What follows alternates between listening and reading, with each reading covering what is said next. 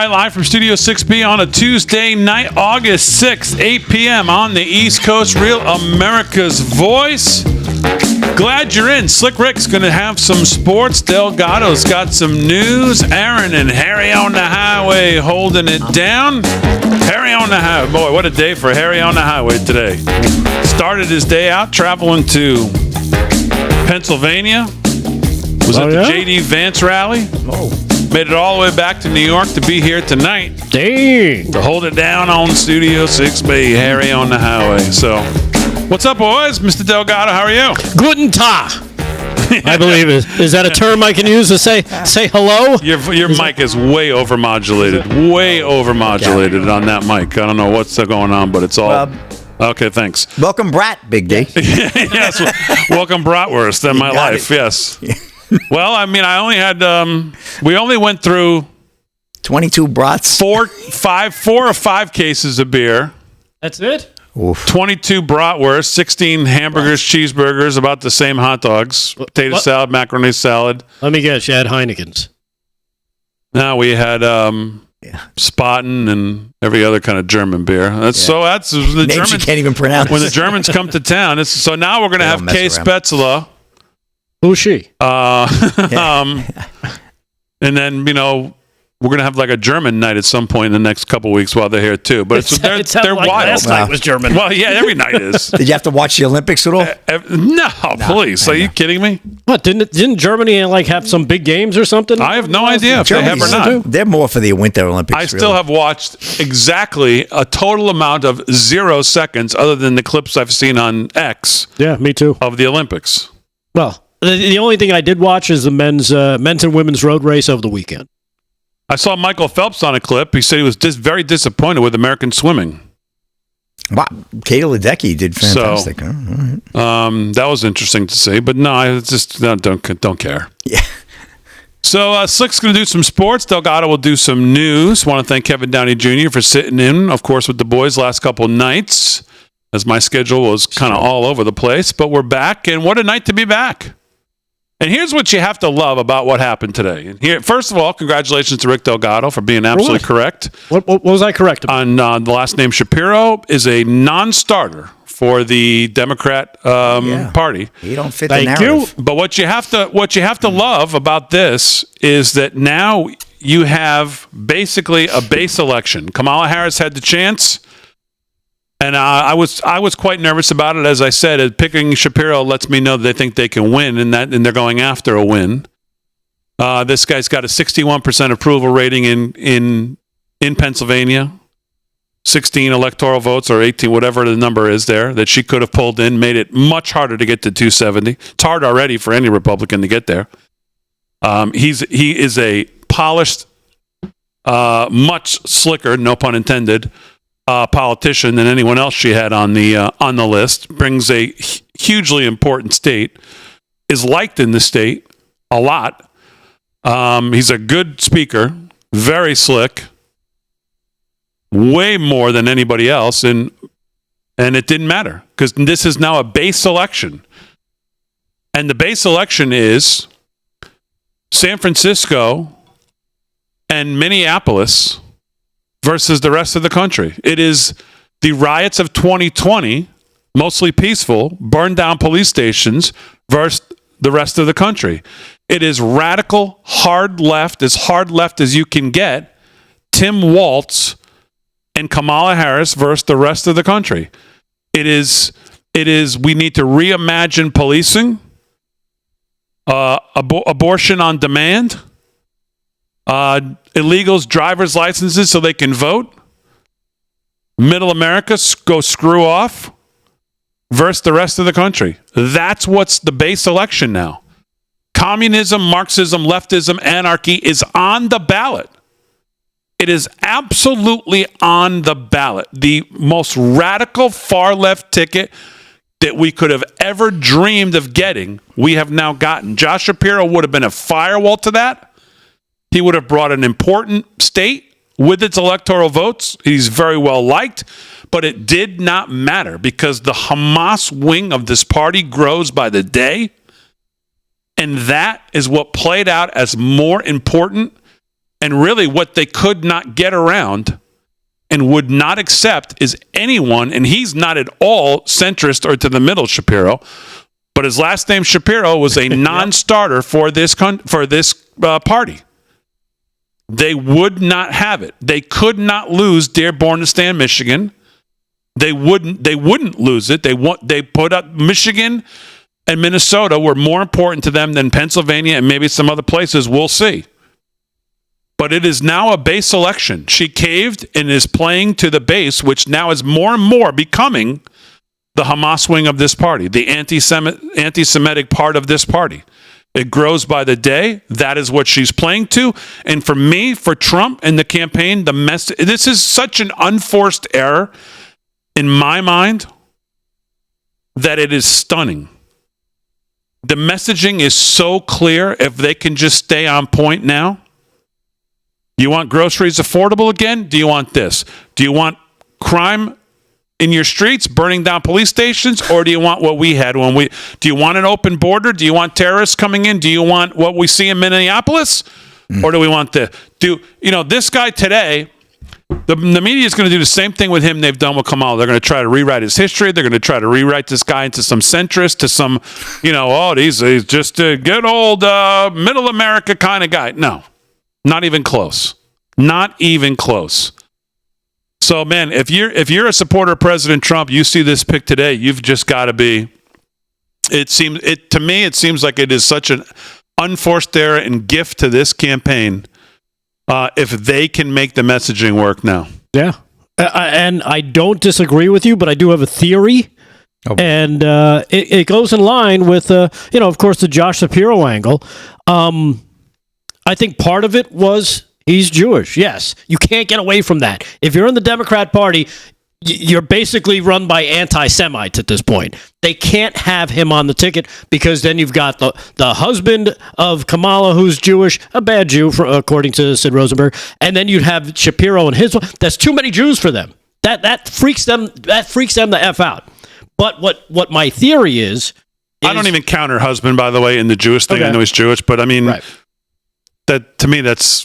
But my theory with Tampon Tim here is.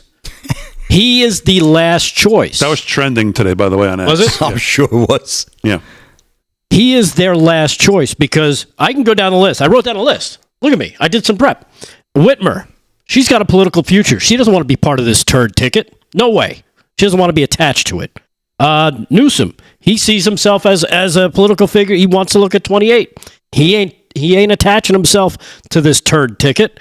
Shapiro, same thing.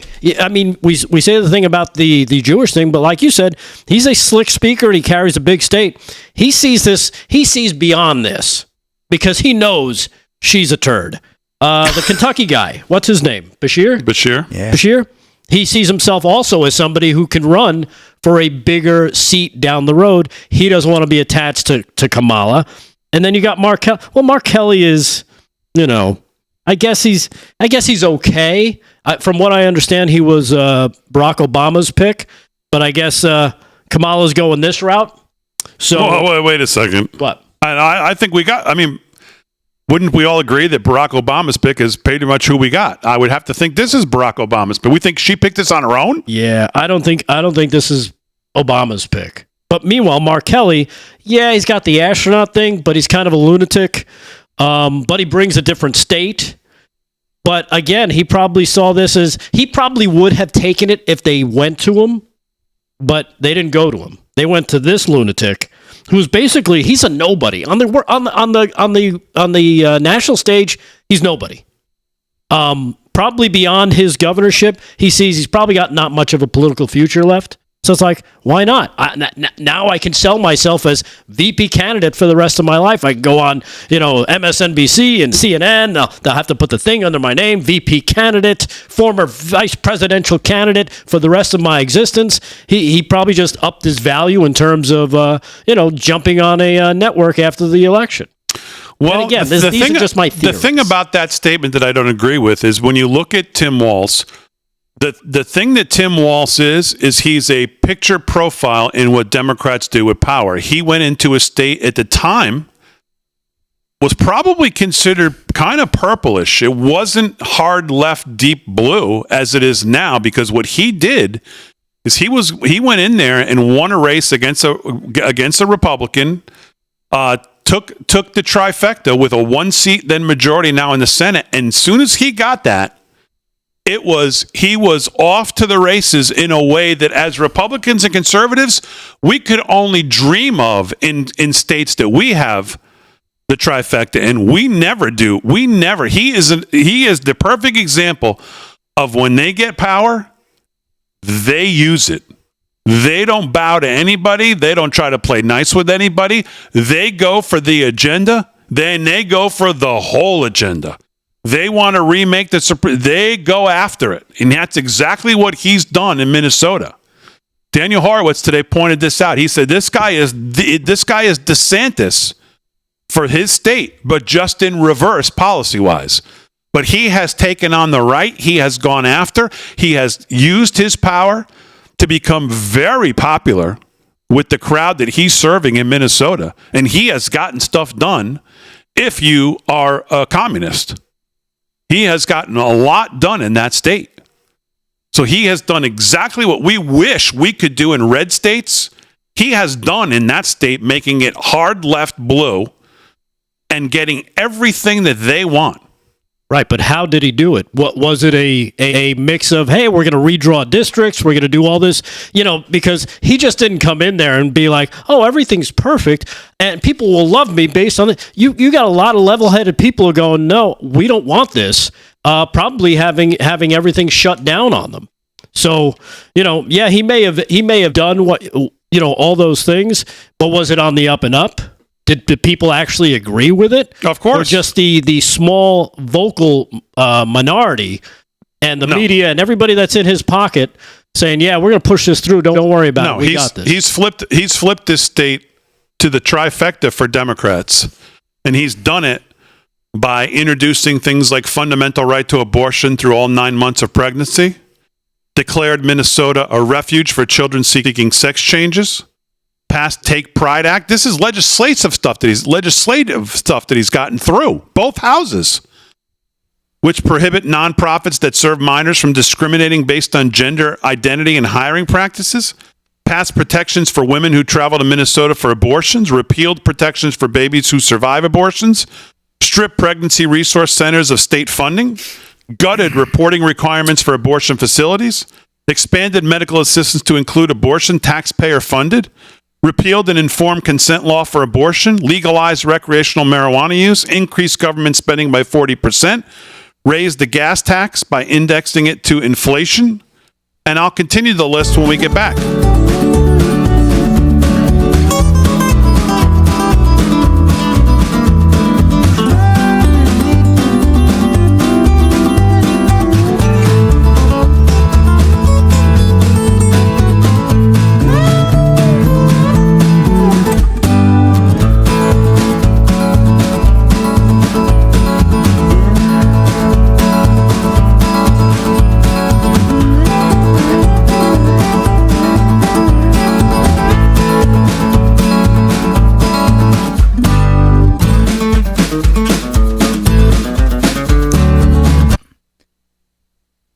They weren't happy that we weren't live during the break the last couple of nights. Well, I laugh. Well, that's because I'm not here. Right? Well, Bill F, for example. I'm in control of this. I don't know what the F stands for, but anyway, sounds like he's not happy. Who's that? No, Bill F in the I'm in the YouTube. I'm in the YouTube big dig. Nobody wants to answer where you guys were Monday and Friday night. I think it's important to let your fans know what happened to you Friday and Saturday night. No streaming, no nothing. Saturday night we're typically stream on off. Saturday nights. And Friday and Monday, there was no streaming because I wasn't here. Well, why? Why weren't you here? So in other words, you were grilling brats, if they weren't streaming, if we weren't streaming, they weren't watching the show. I mean, we were on Real America's Voice. They were on Getter. I think he means in the break. I think that's what he was referring to in the break, that we weren't. Well, Saturday night we wouldn't be here, so that would make no sense. But maybe he meant to say Monday, but we weren't. We didn't have, because you weren't here. Obviously, we couldn't do it. We didn't have the capabilities. I think we did. Bill might have just tuned in tonight. We don't know. Either that or it wasn't streaming, so he shut it down and said, oh, I guess they're off tonight. That could have been it too. Well, Moon Pie's happy. Glad you're all with us. Don't ever leave us 6B. You know what? Cut her off. No, I'm kidding. Brent Mosey said We love the Moon Kevin Pie. Downey Jr., no relations to Morton, directed me to Rumble, so I just caught the show yesterday. There you go. Damon will leave us for the next Woody's show. Drag Blacker. They won't let that Woody's up on that one. They're not going to let that Woody go. No He almost way. got canceled I should just be on now. the wall. Do they have a wall of fame at Woody's? I should be on it. Yeah, they said that you do I think I brought more attention to this place than they've gotten in ever. Like in ever? I know. They wouldn't even give us a free drink if we walked in there. No, probably not. Like, get to the back of the line. What's up, Big D? Sergeant Arby. Yeah, What's up? he's into YouTube. I was in the Getter for a little bit. but Republic now I'm in- USA on Kick, I see in there. Hit the likes on the YouTube. My God, please. And the Rumble. Good Lord. I don't rumble. How much can you do here? Rumble's the future, man. Is it? They don't shut us down when we start How talking many people about are on stuff. Rumble? Maybe I have to go over there. Right now, it's 500 and climbing. Well, that's more than... Come on, YouTubers. Otherwise, Come on, YouTube, hit the thumbs up. we're going to spend more time Like. on the Getter. Everybody hit Or the the, thumbs up or Rumble, I like should or say. hearts or whatever you have on whatever you're watching on. Subscribe to the channel, especially on X. We're almost at 9. Can we get to 19,000 on X tonight? I'd love to see that. Where are we at now? 13? 18 something or other.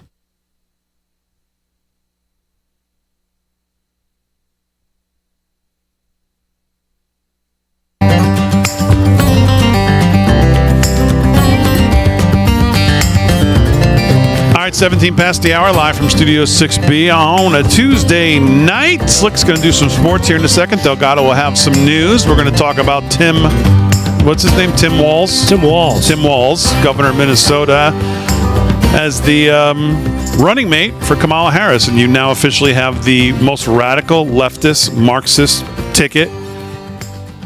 By the way, if you look at the last 3 or 4 vice presidential candidates that came out of Minnesota, you have to wonder just how'd Mondale work out in 84? Well, I think Reagan won 49 out of 50 states. The only state that he didn't win was Minnesota. Oh, And that's because he directed his campaign to pull from Minnesota, so Mondale could win it. Yeah, but so getting back to him before we get to sports, just some of the stuff he's done in Minnesota, and again, to the pleasure of the people who live there.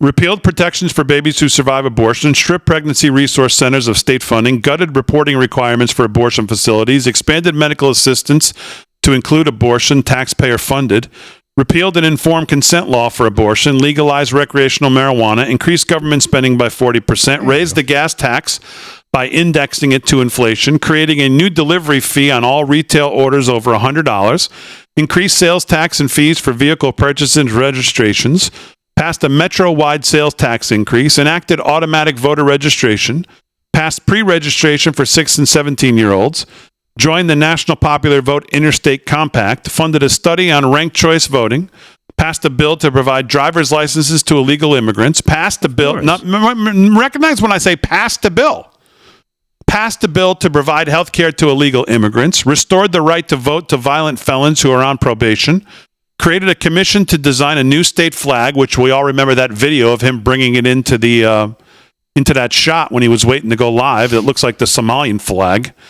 Replaced Columbus Day with Indigenous People Day. Declared Juneteenth a state holiday. Raised the threshold for a political party to attain or maintain major party status from 5% to 8% beginning in the 2024 general election. Passed a bill to require Minnesota's electricity grid to be 100% carbon-free by 2040, banned so-called conversion therapy, passed 2 gun control bills, including a red flag law and universal background checks, provided free college at state tuitions at state institutions to students and families with income under $80,000, passed a bill to provide free lunch and breakfast to all Minnesota students, increased spending on K-12 education by 10%, banned Native American mascots, raised fees for fishing, boating, and visiting state parks, created a hate speech database, banned no-knock warrants for the police, created a program that will allow inmates who complete certain programming to serve just half their prison sentences, created a state-run paid leave program that will raise taxes on employers and employees, established a new legal avenue for prosecutors to seek lower sentences, funded a new office of restorative practices that will propose alternatives to incarceration for juveniles who commit serious crimes, in the front door, out the back, in other words, commissioned a study on abolishing cash bail, of course, created a new public database that will assign climate scores to large businesses, capped rebate checks at $260 per filer with income limits down from the $1,000 that was initially proposed. He did all of this in one legislative session. One legislative session. So this is what happens when the left gets power and controls both houses of the state legislature. Could you imagine what happens if they were to win and control both houses? This is what you could expect on a national level. This is the most radical ticket. It's not even close. He's not middle America, good old Joe guy, middle, down the center. He's got all of the just kind of regular. This is what you're hearing today. Oh, he's got everything that's just right down the center of this guy. Yeah, okay. Not quite. The pictures of the cities burning in 2020 is what you should remember when you think of this guy who enabled it, along with his running mate, who raised money for it, enabled it, made sure these guys who were the worst offenders were in the front door, out the back, raised bail money for them. That's who this guy is. That list of things he did is who this guy is. He's no moderate. He's no centrist. He's not even left. Progressivism, Marxism, radicalism is on the ballot. So we'll get to more of him all night tonight. Let's do some sports, though. Sports is brought to you by Mike Lindell. LFS6B is the code to use if you shop at MyPillow, mypillow.com/LFS6B. Great savings when you use our code at checkout. Slick, what's going on? All right, well, Thursday night, we're going to have football, Big D. We'll do another odds makers coming up Thursday night. More preseason with Giants and Panthers, so we'll be checking those games out. Is this officially week one? No, we know. We're going to start when the regular season. No. I mean, of preseason. Is this week one? Well, technically, yes. Well, I mean, we had the first game last week, the Hall of Fame. Right, Hall of Fame doesn't start. This is week one. This is week one, yes, indeed. Thursday night. Detroit playing the Giants. Yeah. Carolina, New England. Yeah. Philly, Baltimore. Yep. Where's your team? They play on Sunday. They're playing the Rams. Oh, they play the Rams in LA. 4:30 on NFL Network. I'll be 4.5 point favorites for your Cowboys. Yeah. But who do you think the quarterback's going to be this year? Trey Lance. No, I don't know. It'll be Dak this year. This will be his last year. He's lame duck this year. He's a lame Dak this year. Now, Slick, before you get to sports, I'm reminded, because I think my sister texted me today, and I actually saw this before she texted it to me. You know, Governor Tim Walz signed, renamed a street. Yes, I know. Of course. In Minnesota. I saw the picture. I was just standing in and that signed it in purple ink. Yeah, I know. Now, is this a problem for you? Come on, because he dedicated it to Prince. No way. I in fact, I have a lot of friends that are Prince fans, and when they go, "Oh, this could be good for the election," this guy, I felt like saying, "Oh, I'm going to change my vote," but I didn't. I was nice. I just let it go. But no, of course not. No, I mean, that was a lot of work, and all he did was sign the bill. That governor, he did nothing else, like they usually do. Nothing. All right, else. just checking. Yeah. I was just on that highway last month, Big D. Come on. All right. Good pickup by your sister. I know that was all over the media. All right, Major League Baseball. Let's get to some scores right now. Word you were going to change parties. Yeah. No. Might be dressing in blue instead of pink tonight. No. Like my head examined. All right, here we go. Reds 7-2 over the Marlins, middle of the sixth. Rain delay, no score, Padres and Pirates. Giants right now trail the Nats. Nationals, that would be 7-5, bottom of the fourth. End of 5, no score, Orioles and Blue Jays. The Brewers bombing the Braves 7-0, middle of the fourth. Rays topping the Cardinals 2-0, bottom second. Top second, no score, Astros and Rangers. Cubs 3-0 over the Twins, top of the second from Wrigley. No score, Red Sox and Royals out in Kansas City, bottom one. 8:40, Mets coming up, first pitch against the Rockies out in Colorado, just a few minutes. And later on tonight, 9:40, we have the White Sox visiting the A's. Tigers out in Seattle taking on the Mariners at 9:40. And 10:10, as usual, the Dodgers with the late night cap hosting the Philadelphia Phillies. Time for a quick story. Well, it's all about the Olympics, Big D. Hard to find many other stories but Olympic stories. Here's one for sure. Chinese state TV blacks out Taiwan beating Beijing for Olympic gold medal. Little Chinese propaganda there, huh? I thought takeout was a restaurant. Here we go. John Hayward of Breitbart, Chinese state television broadcaster CCTV on Sunday, pulled the plug on its Olympic coverage to avoid showing Taiwan's badminton team winning the gold medal by defeating the top-rated Chinese team. Taiwan won its first gold medal of the Paris Olympics when its men's double team of Li Yang and Wang Qilin bested China's Ling Wenqing and Wang Chang in an upset badminton. Harry, could you give us those names? If you want to look up Taiwan's champions Can online. I get that with teriyaki sauce while you're at it? You'll have to, yeah, that's it, big deal. Chinese Taipei. The name Beijing long ago bullied the Olympics into using for the these islands athletes. Taiwanese athletes are also forced to compete under a 5-petal flower symbol instead of their national flag. Flags, banners, towels, and other items bearing authentic Taiwanese iconography were confiscated from spectators in Paris, while Chinese nationalists were free to unfurl giant red communist flags. So, yeah, a little propaganda going on there. Big thing with the badminton. All right, more sports with Slick when we get back. Then we'll do some news. Rick Delgado. Sports is brought to you by our friend Mike Lindell. Speaking of Minnesota.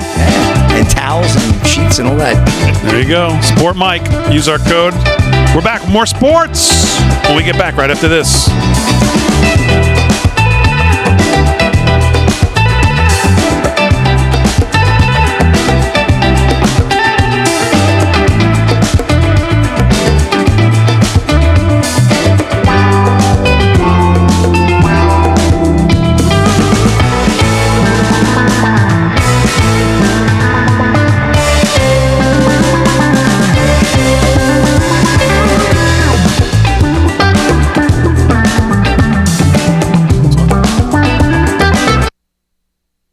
Yeah, you see that? You got the old fade there, hair? Instead of the old cut off. A little abrupt. He uses a all right, if you're on social media, make sure you hit the like, subscribe, whatever platform you're on. Let me go over.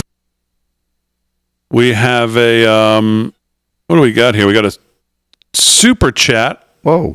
Over on YouTube from, why can't I zoom in and see this? Here we go.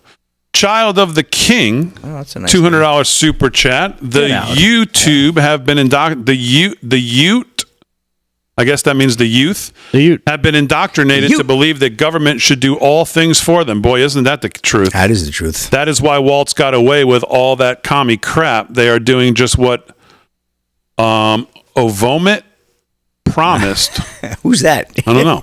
Fundamentally, Who's that? I guess Obama. Yes.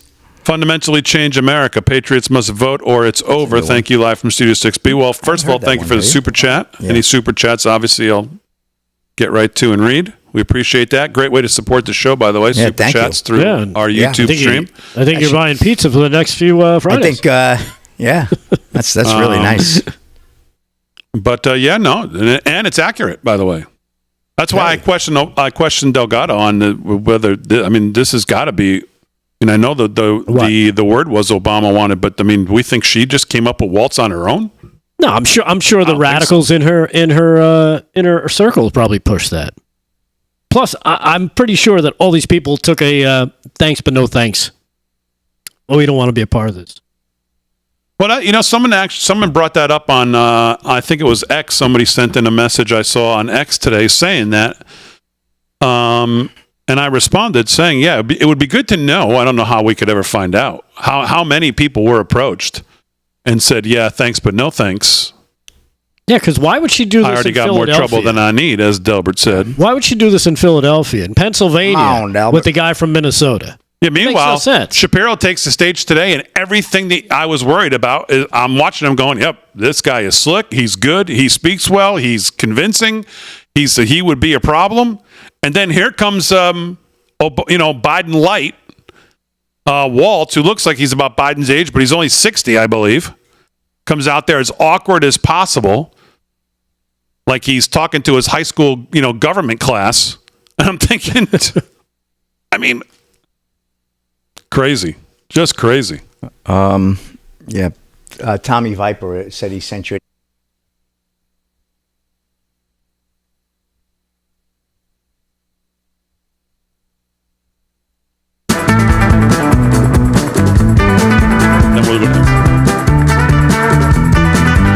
right, 30 minutes past the hour, live from Studio 6B on a Tuesday night. We were doing sports before we hit the break. We didn't get much in, so let's do a little more sports. Sports is brought to you by Mike Lindell and MyPillow. LFS6B is the code to use. Slick Rick, what's going on? Well, I wasn't going to run this story, but it's another Olympic story. But I had to because of the the relationship of the name. Did anybody hear about that pole vaulter that got that? Yes. Yeah, you heard about that, Rick? Did you see what his name was? Yes. Big disappointment. Pole vaulter who failed to medal after hitting genitalia on crossbar speaks out. This is Paul Boy of Breitbart. The French pole vaulter who failed to capture a medal at the Paris Olympics after his bulging genitals hit the bar has spoken out for the first time since going viral, calling the moment a big disappointment, quote unquote. I'm sure it was. Over the weekend, French pole vaulter, ready for this one? Anthony Ammirati, yes, spelled the same way, became a viral sensation when his bulge hit the bar, thereby ending his chances for a medal, as Breitbart News reported. After 4 attempts on the pole vault, Ammirati finished with a combined score of 5.6 and in 12th position, meaning he did not qualify for the next round for the competition and the chance to compete for a medal. Sweden's Armand Duplantis, Norway's Sondre Gudmundsson, and Greece's Emmanuel Karalis tied for the first. Sam Kendricks, the United States entrant, finished in 7th. There will be a second heat before the finals. The men's pole vault was Ammirati's only recent at the event at the 2024 Olympics. He previously came in second place at the 2022 Mediterranean Games and in first at that year's World Athletics U20 Championships. The situation sparked an array of memes and jokes online, arguably making Ammirati one of the biggest viral sensations of the Olympics behind Turkish shooter. We talked about him the other night. Yusuf Dikic, I think, right? Mm-hmm. Anyway, a lot of play on names here tonight. When you're about to win an Olympic medal, but your massive bleep gets in the way while the whole world watches in slow motion, one user X wrote. So anyway, they went on and on about this poor guy, but keeping him with ongoing double entendres, Ammirati called it a big disappointment. It's a big disappointment, he told the French Athletics Federation. I'm a bit gutted because I didn't miss anything on the third attempt at 5.7 meters, but what I did miss was a bit of jumping and training and fine-tuned settings. Well, he should have set himself a little differently. Maybe he would have got over the pole, Big D. But anyway, maybe I'm going to using the wrong pole. Unlike him, I'm going to keep this short. And is this a problem that most Ammiratis run into? Just evidently not. Yeah, well, come on, Slick. What's going on here? I don't know, man, but that was a tough one. I think I need a stiff drink after that story. I'm going to turn it back to you for some worthy news now. All right, very good. Slick, sports is brought to you by Mike Lindell and MyPillow. LFS6B is the code to use. Let's do some news. News is brought to you by our friends at 7 Cells. 7cells.com, and that is this word 7 spelled out, by the way. I saw somebody ask me that. 7cells, all spelled out.com. LFS6B is the code. 10% off at checkout. What's going on, Rick Delgado? All right. Well, of course, the big story is Kamala picking Tim Walz as her VP candidate to run alongside her versus Donald Trump and J.D. Vance. Well, President Trump had a response to all this. Not sure if you caught his response when it was announced. He kept it short and sweet, which is strange for Donald Trump, with 2 words: thank you. Yep. The Trump campaign blasted Walz as a West Coast wannabe, hearkening back to the GOP's nominee branding of Harris, a San Francisco liberal. It says here, it's no surprise that San Francisco liberal Kamala Harris wants West Coast wannabe Tim Walz as her running mate. Walz has spent his governorship trying to reshape Minnesota into the image of the Golden State, while Walz pretends to support Americans in the heartland. When the cameras are off, he believes that rural America is mostly cows and rocks, from proposing his own carbon-free agenda to suggesting stricter emissions for gas-powered cars, embracing policies to allow convicted felons to vote, which you pointed out. Walz is obsessed with spreading California's dangerously liberal agenda far and wide. If Walz won't tell voters the truth, according to the Trump campaign, we will. Just like Kamala Harris, Tim Walz is a dangerous liberal extremist, and the Harris-Walz California dream is every American's nightmare. That coming from Trump campaign press secretary Caroline Leavitt. And of course, they immediately released a video ad targeting Walz as another left-wing extremist. Walz was one of the final 2 contenders for Harris running mate, along with Democratic Governor Josh Shapiro, who we talked about a little bit earlier. And there's still theories as to why he's not the pick, but I think we know why. The other contender, of course. Yeah, it's You hear people debating, Shapiro. No. There's one reason Shapiro is not. One reason. Because there's no other justification for Walz over Shapiro, or anyone else for that matter. Shapiro was the one that scared everybody. Number 1, the state. Number 2, the likability. Number 3, the approval rating. Number 4, he's slick. He's a good speaker. There's no other reason other than this party cannot have a Jew at the top of the ticket. And I know Chuck Schumer today, that's a surprise to me. Self-loathing Jews don't count. Right. According to Josh Shapiro, he released a statement right after. He said, "My work in Pennsylvania is far from finished. That's code for I didn't want this gig, or they weren't going to pick me because I'm a Jew. There's a lot more stuff I want to get done in our Commonwealth over the next 90 days. I look forward to traveling, blah, blah, blah, to unite Pennsylvanians behind my friends Kamala Harris and Tim Walz." And he went, it was a long statement, but that's all we need to hear from him. And by the way, I've seen some clips of their rollout tonight with these two buffoons on stage, but from all accounts, awkward would be the word so far. I watched a little bit of it, and it was odd that he just kept standing there behind her. It's like, dude, step to the side. If she's the head of the ticket, why are you standing over her shoulder, looking like, hey, don't forget I'm right here? I mean, again, this is not the best, but this is just from somebody. This is just like, hey, don't forget I'm right here. I mean, I don't need audio. Just look at the guy. I mean, just look at the guy. Oh man! Like, look at the. What? We're gonna take 4 years of the cackler, and then this guy. It's like sooey. I mean, look at these two. I mean, again, the choice could not be any clearer. And that guy's 60 years old. 60 years old. He's only 60? Really? He looks to be like he looks like the 70-something-year-old Gerald Ford. I mean, it's like Biden light. He looks older than Trump. I'll tell you that much. That guy is 60 years old. There goes the old guy angle they were going for. Wow. Yep.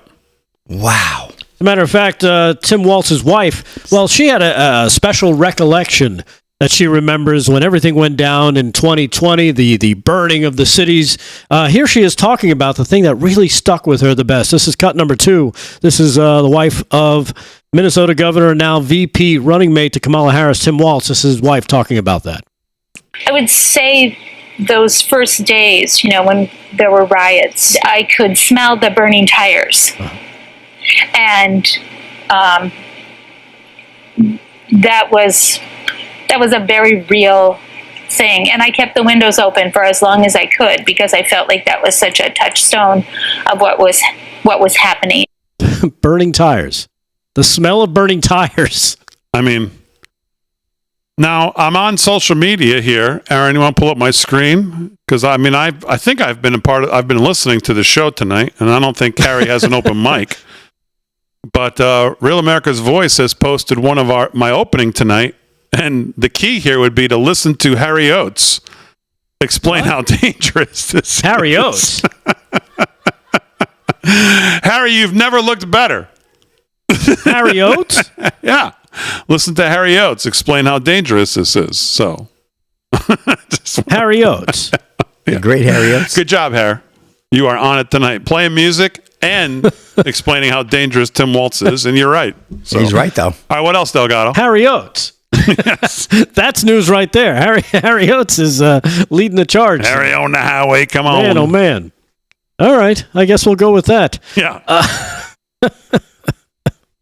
I'm just laughing, just the idea of it. I don't know if you guys caught this from the Oversight Committee. This is a posting on X. The Department of Homeland Security Office of Inspector General provided Congress with a bombshell report highlighting the massive security failures associated with the Secret Service security sweep at the DNC on January 6th. We're talking about the pipe bomb that the left never seems to want to talk about, that if it had gone off, could have possibly killed your new Democratic nominee for president in 2024. What appears to be at least 10 United States Secret Service agents approached the DNC garage from a pedestrian walkway where the pipe bomb would be found later, and nobody did anything about it. Based on United Service Secret Service records obtained by the subcommittee, a U.S. Secret Service sweep of the interior and exterior began at 8:30. At 8:36, an agent exits the DNC garage door only feet away from the pipe bomb, yet it still isn't noticed. At 9:10 a.m., another agent exits the DNC garage, walks towards the pipe bomb. He then reappears roughly 30 seconds later, and the first dog sweep was seen on camera at 9:28. The handler and the dog entered from the same walkway near the pipe bomb and near the garage. So there's a lot coming out now about the Secret Service, and it's because the Secret Service is now in full view of everybody about their security breakdown. And I don't know if you caught this, but I guess TMZ is doing a documentary on the Trump assassination. Here, check this out. This is cut number 1.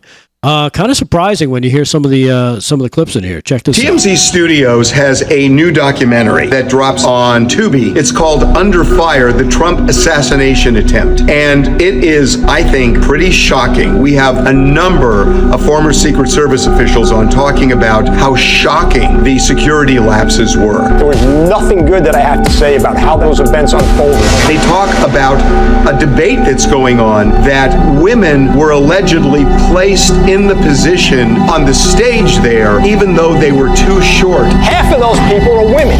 That is a conscious decision that was made purely for optics purposes. They put him into just as much danger as if they weren't there at all. Everything that I've seen, they did textbook. I understand the tragedies that occurred at that site with somebody dying and losing their life and the injuries, but a protectee of the United States Secret Service is alive.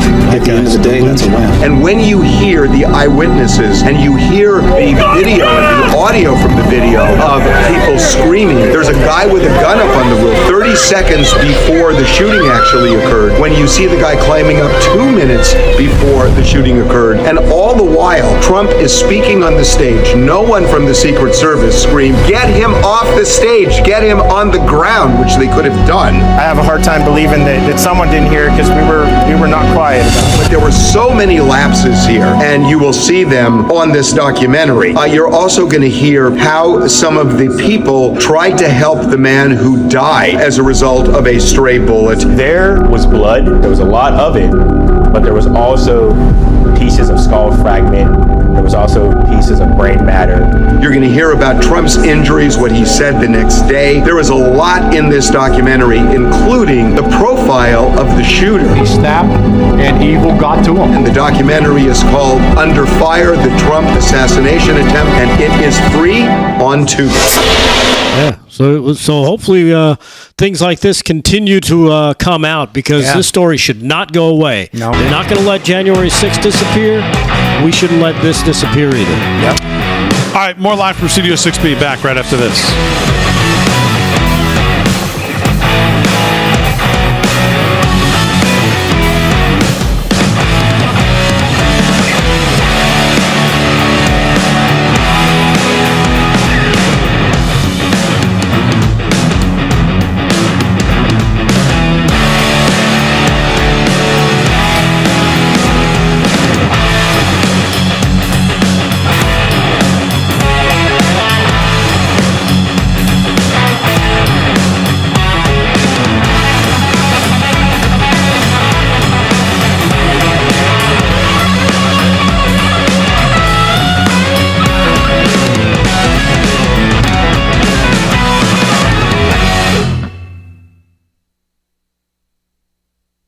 Crazy. This is the YouTube chat, too. All right, if you're on social media, make sure you hit the thumbs up, like, subscribe. The YouTube. X, YouTube, Facebook, whatever you're watching on, make sure you hit the thumbs up. Come on. Glad the blackout is over, someone said. Oh, really? What that means? It could have been a storm. I think the blackout from the on Facebook? not being online, yeah. We didn't get in trouble. Chevelle says all the guys look distracted. Oh. Does he realize what we're doing here? I don't How do you explain, dude? How do you think we get the news? I mean, this is not we're not reading on glass here. We're not your news guy in Wichita, Kansas. There's no teleprompters in this show. No teleprompters. We're doing this. We're trying to get news for you. I'm going to look at you all night. Come on. We got to find our information here. Cheryl on YouTube says, great show as always. Thanks, Cheryl. Well, at least somebody likes us. Sorry, we're distracted. $20 super chat, Child of the King. Did you guys hear that Cheadle tried to throw away the coke they found? I just saw this story today. Yeah, I saw got that the last story. night. They identified the DNA and knew whose coke it was. They know whose it is. Okay, do you know whose it is, Delgado? Snow job. No, I don't. yeah, exactly. A snow job. Yes. But that was from Real Clear Politics. Yeah, Let me take 3 guesses whose it was. And the last name happens to I wonder what Joe's thinking these days. I wonder what Joe's thinking right now. I wonder if he's thinking at all. Yeah, I don't think he's thinking at all. I don't either. He has disappeared. He's shaking hands with the doorknob. Did he make any appearances where'd today? that go? I just got enough, something else came through. Joe. Hey, Joe. Why can't I? What is going on here? This is a joke. Super chat from Brent Mosey. Did you hear about Kamala getting kicked out of the Situation Room during the briefing on the Iran attack? Well, I saw Peter Doocy reporting on it from the lawn, and then the question being asked, well, the meeting may not be over, but her part's over. But I guess, have we gotten actual confirmation that she got kicked out? Although that's my point. I wonder what Joe's thinking these days as he sees this disaster unfolding. Maybe he's thinking, I'm not going to go to the convention and speak. I'm going to go to the convention and try to get my delegates back. He might. Him and Dr. Jill. The good doctor. The good doctor. Come on in, doctor.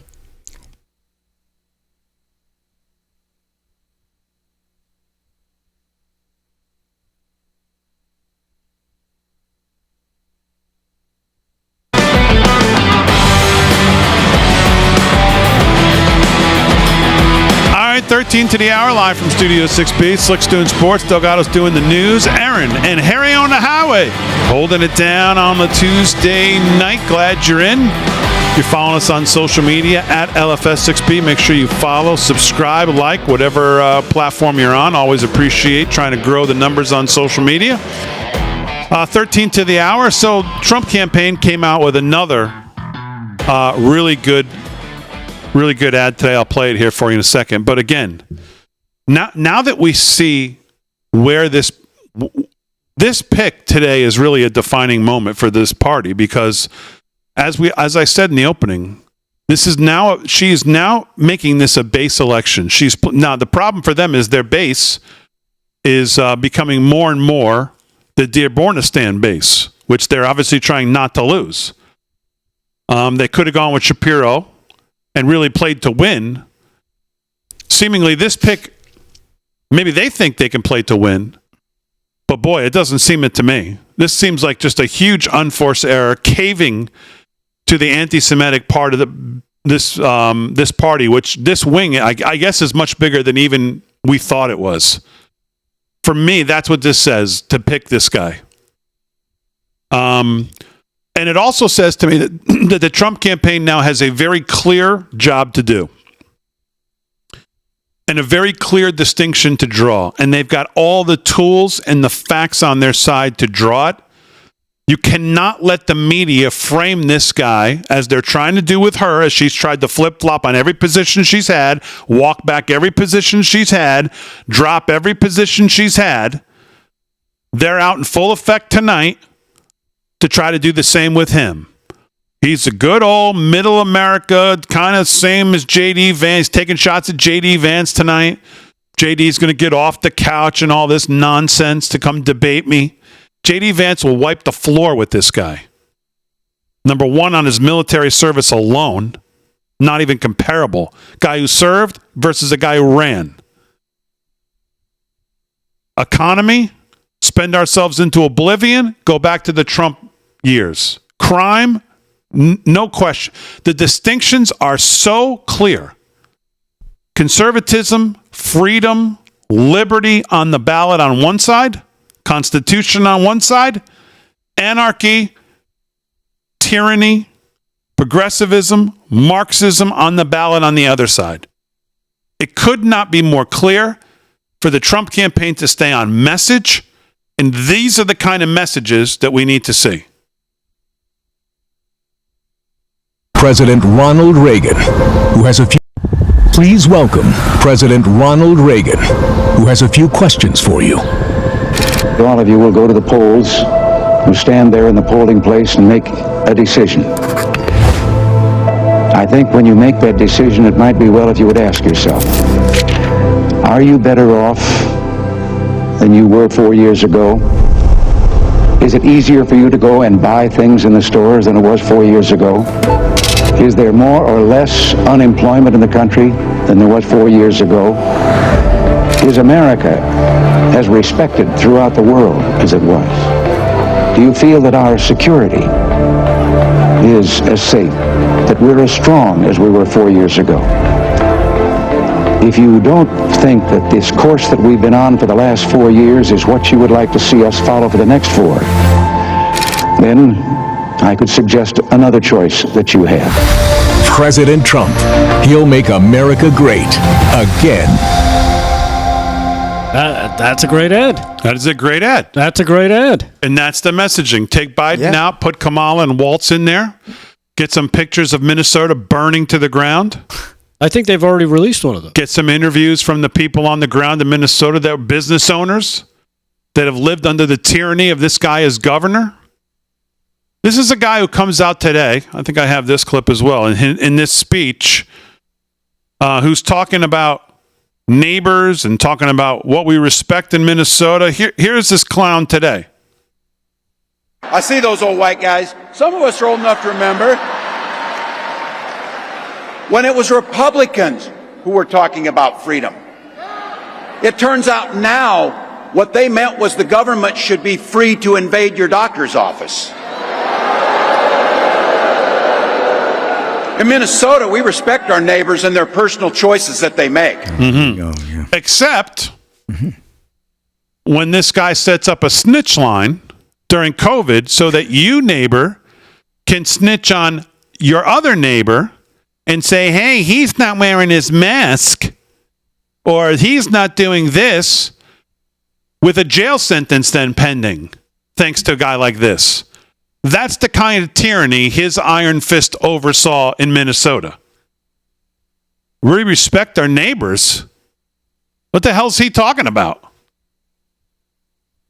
This guy rules with the iron fist of tyranny during COVID lockdowns, putting businesses out of business, putting people in their houses, putting your kids 1 year old in masks in school, setting your children's education back to the Stone Age. That's the kind of tyranny this guy oversaw. Plus the list of things I already told you that he supports. But by the way, many of you asking that list is on our X at LFS6B. So again, the media will not report on this. They're going to make this guy seem like that's good, Aaron. Middle of the road Joe, and he's anything but that. And we'll continue to draw the distinctions here.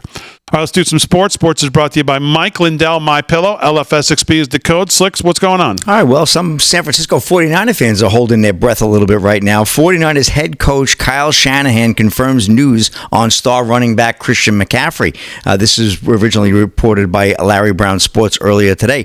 Christian McCaffrey is already dealing with an injury this training camp. San Francisco 49ers head coach Kyle Shanahan told reporters on Tuesday that McCaffrey has a strained calf. The injury is likely to keep the running back out of the preseason and cost him a couple of weeks of practice. It's all right. He didn't pull it or anything, but you guys probably won't see him in the preseason, Shanahan told reporters. In addition to McCaffrey, the 49ers running backs Elijah Mitchell and Isaac Orendo are both dealing with hamstring issues. A lot going on. Cowboys lost Sam Williams, one of their big edge rushers. He tore his ACL. He's out for the year. And these injuries start to mount up. But Christian McCaffrey arguably could have a shot at the MVP this year. He's such a great player. I mean, he puts up big numbers for the 49ers, so hopefully he gets better. But, something to be concerned about. And, I guess you heard this one today. We got to go back to the Olympics and their Olympic basketball team now making a run. LeBron James gets cut above eye by elbow during Team USA's win over Brazil. This is Larry Brown Sports as well. LeBron James got a souvenir during his team's Olympic victory over Brazil.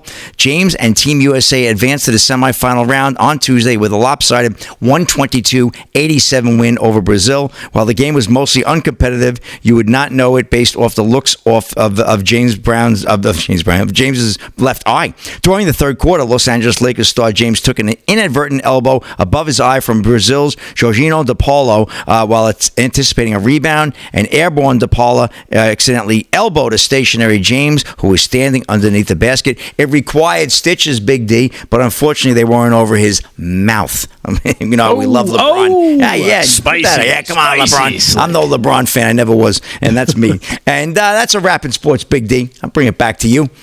Okay, Slick, we'll do some more sports in hour 2. Very interesting tweet tonight by our own David Brody here, who says Trump supporters may not want to hear this. And again, I didn't watch this, so maybe I have to watch it tonight. Trump supporters may not want to hear this, but Kamala Harris and Tim Walz were very good tonight in Philadelphia. She came across as measured, confident, and fully in control. It was an optimistic speech full of hope and change. Meanwhile, Walz showed off his folksy and feisty Midwestern persona. It looked natural. It felt organic.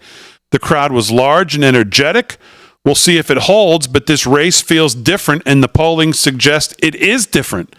The Trump campaign has a lot of work to do ahead, and to be sure, they will work hard to define Kamala and Walz as way too liberal for America. But remember this, while policy is important, voters are typically moved to vote by emotion and connection to a candidate, cause, and campaign. The Political Brain is a great book by Drew Weston, professor of psychology. In politics, when reason and emotion collide, emotion invariably wins. Let the race finally begin. We'll see.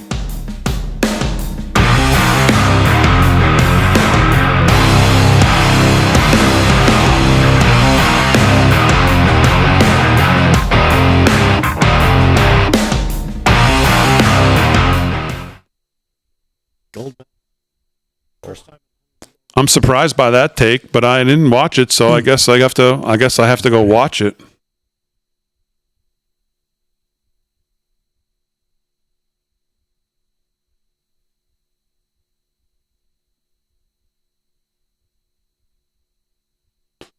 Let me have a little sound here.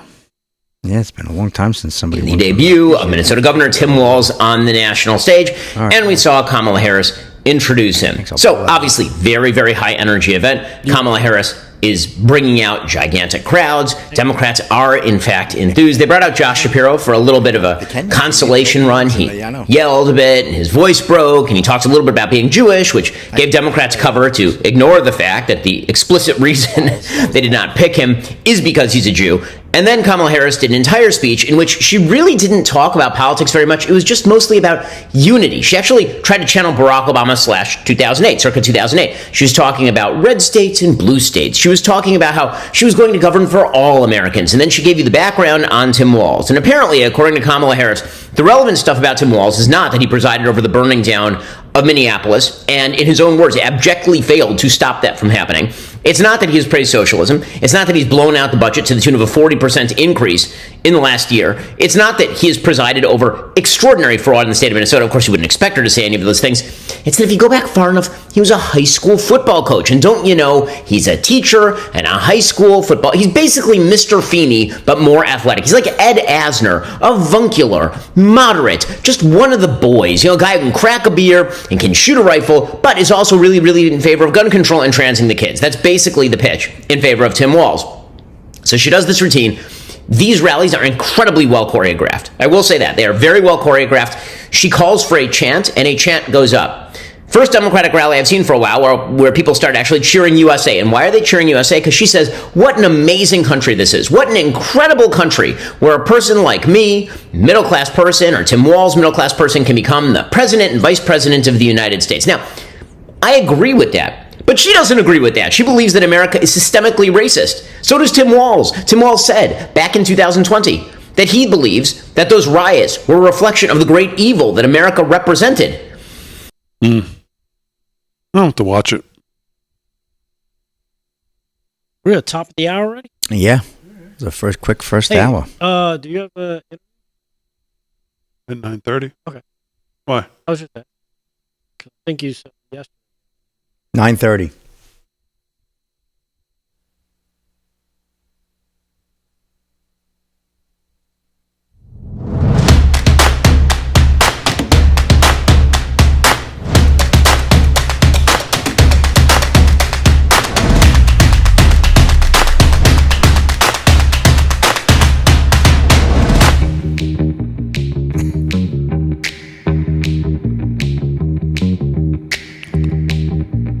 Supply live from Studio 6B, Hour 2 on a Tuesday night. Real America's Voice. Glad you're in. Slick Rick's doing sports. Rick Delgado's got some news. Aaron and Harry on the highway holding it down on a Tuesday. Glad you're in. Lots to get to here in Hour 2. We've got some more video. Some stories and reports on the now VP pick for Kamala Harris, Tim Walz out of Minnesota, governor of Minnesota, radical leftists. Before we went to the break of Hour 1, end of Hour 1, I read her a little tweet by our own David Brody, who said, hey, Republicans, wake up. This was very effective tonight. And in the break, I listened to a little bit of Ben Shapiro, who also had a reaction video to tonight. I don't know that he quite got to where Mr. Brody was, but said that this is a well-choreographed, thought-through event. And Kamala Harris is doing exactly what we said, trying to play Tim Walz as the good old all-American school teacher, football coach, not the radical, iron-fisted leftist that we know he is in the way he's governed in Minnesota. And the things that they've gotten done there. And their attack on the judiciary and every other level of power that they can grab and then go after, which is what he's done and what they'd like to do on the national level as well. And so I'm going to go back and try to watch as much of this, whatever they did tonight, as possible and kind of form my own opinion. But so far, I've heard two people that think that it's been somewhat effective. Now, how long that lasts? Well, the one thing I will agree with is, without having to make more of a judgment on my own, is the race has changed. There's no doubt about it.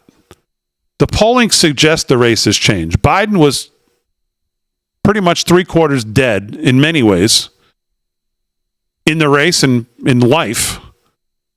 And the race has definitely changed. There's no doubt about it. I saw polling today. Even John Solomon's got the new Harvard. Is it the new Harvard-Harris poll? I don't know. I put it on our social media. It shows her with a 4-point lead. And I mean, on the tail end of the honeymoon here, it's not unreasonable to think that she could be close, tied, 4 points either way, down, up. What's the difference? Polls don't mean anything at this point still anyways. And people who are going to vote for Trump, some of them will tell you, and some of them are never going to tell you. So we're never going to get an accurate polling anyways. But let's let this VP pick now settle in. Let's get some debates on the calendar, and let's get the RNC and the Trump team on message. Not attacking Republican governors around the country, because that's doing none of us any good, especially when they have high approvals in their states. And let's get on message with the two that now are in front of you. You now have a team. You now have a team to now direct your ire towards, and your facts and your video and your messaging and your media and everything else. Focus on them, as that great ad that we just played does. I think that was probably created before Walz was picked, but still. That's where our attention needs to be. And by the way, they should not be outspending us, as I hear they are in many states on these ad buys. Why is that? With all the money that the RNC and the Trump campaign raised in the last 6 weeks of events, $1 billion probably. Wow. How are they outspending us in places, if that's true? Hope it isn't. So the enemy has now been clearly defined. The messaging has been clearly defined. What they're laying their hopes in has been clearly defined. That is a base election. And the base election is to the most radical parts of this party, left of Bernie Sanders. Marxism, communism, tyranny is on the ballot. Who would have ever thought we would have been able to run against that? And we're worried about having a problem? We're worried about being down in the race? That's what's on the ballot? Is that really where this country's at? We're going to find out. I don't think so. I don't think that's where the country's at. So is the job hard? Absolutely. Is it always going to be harder for a Republican to get to 270? Absolutely. but they leave Pennsylvania in play. Trump has, if not leads, very good numbers in a lot of these other swing states. The road to 270 is very clear what he needs to do, where he needs to play, where he needs to win, what he can't win and still get there. The game plan, it's all in front of them now. Now it's about getting on message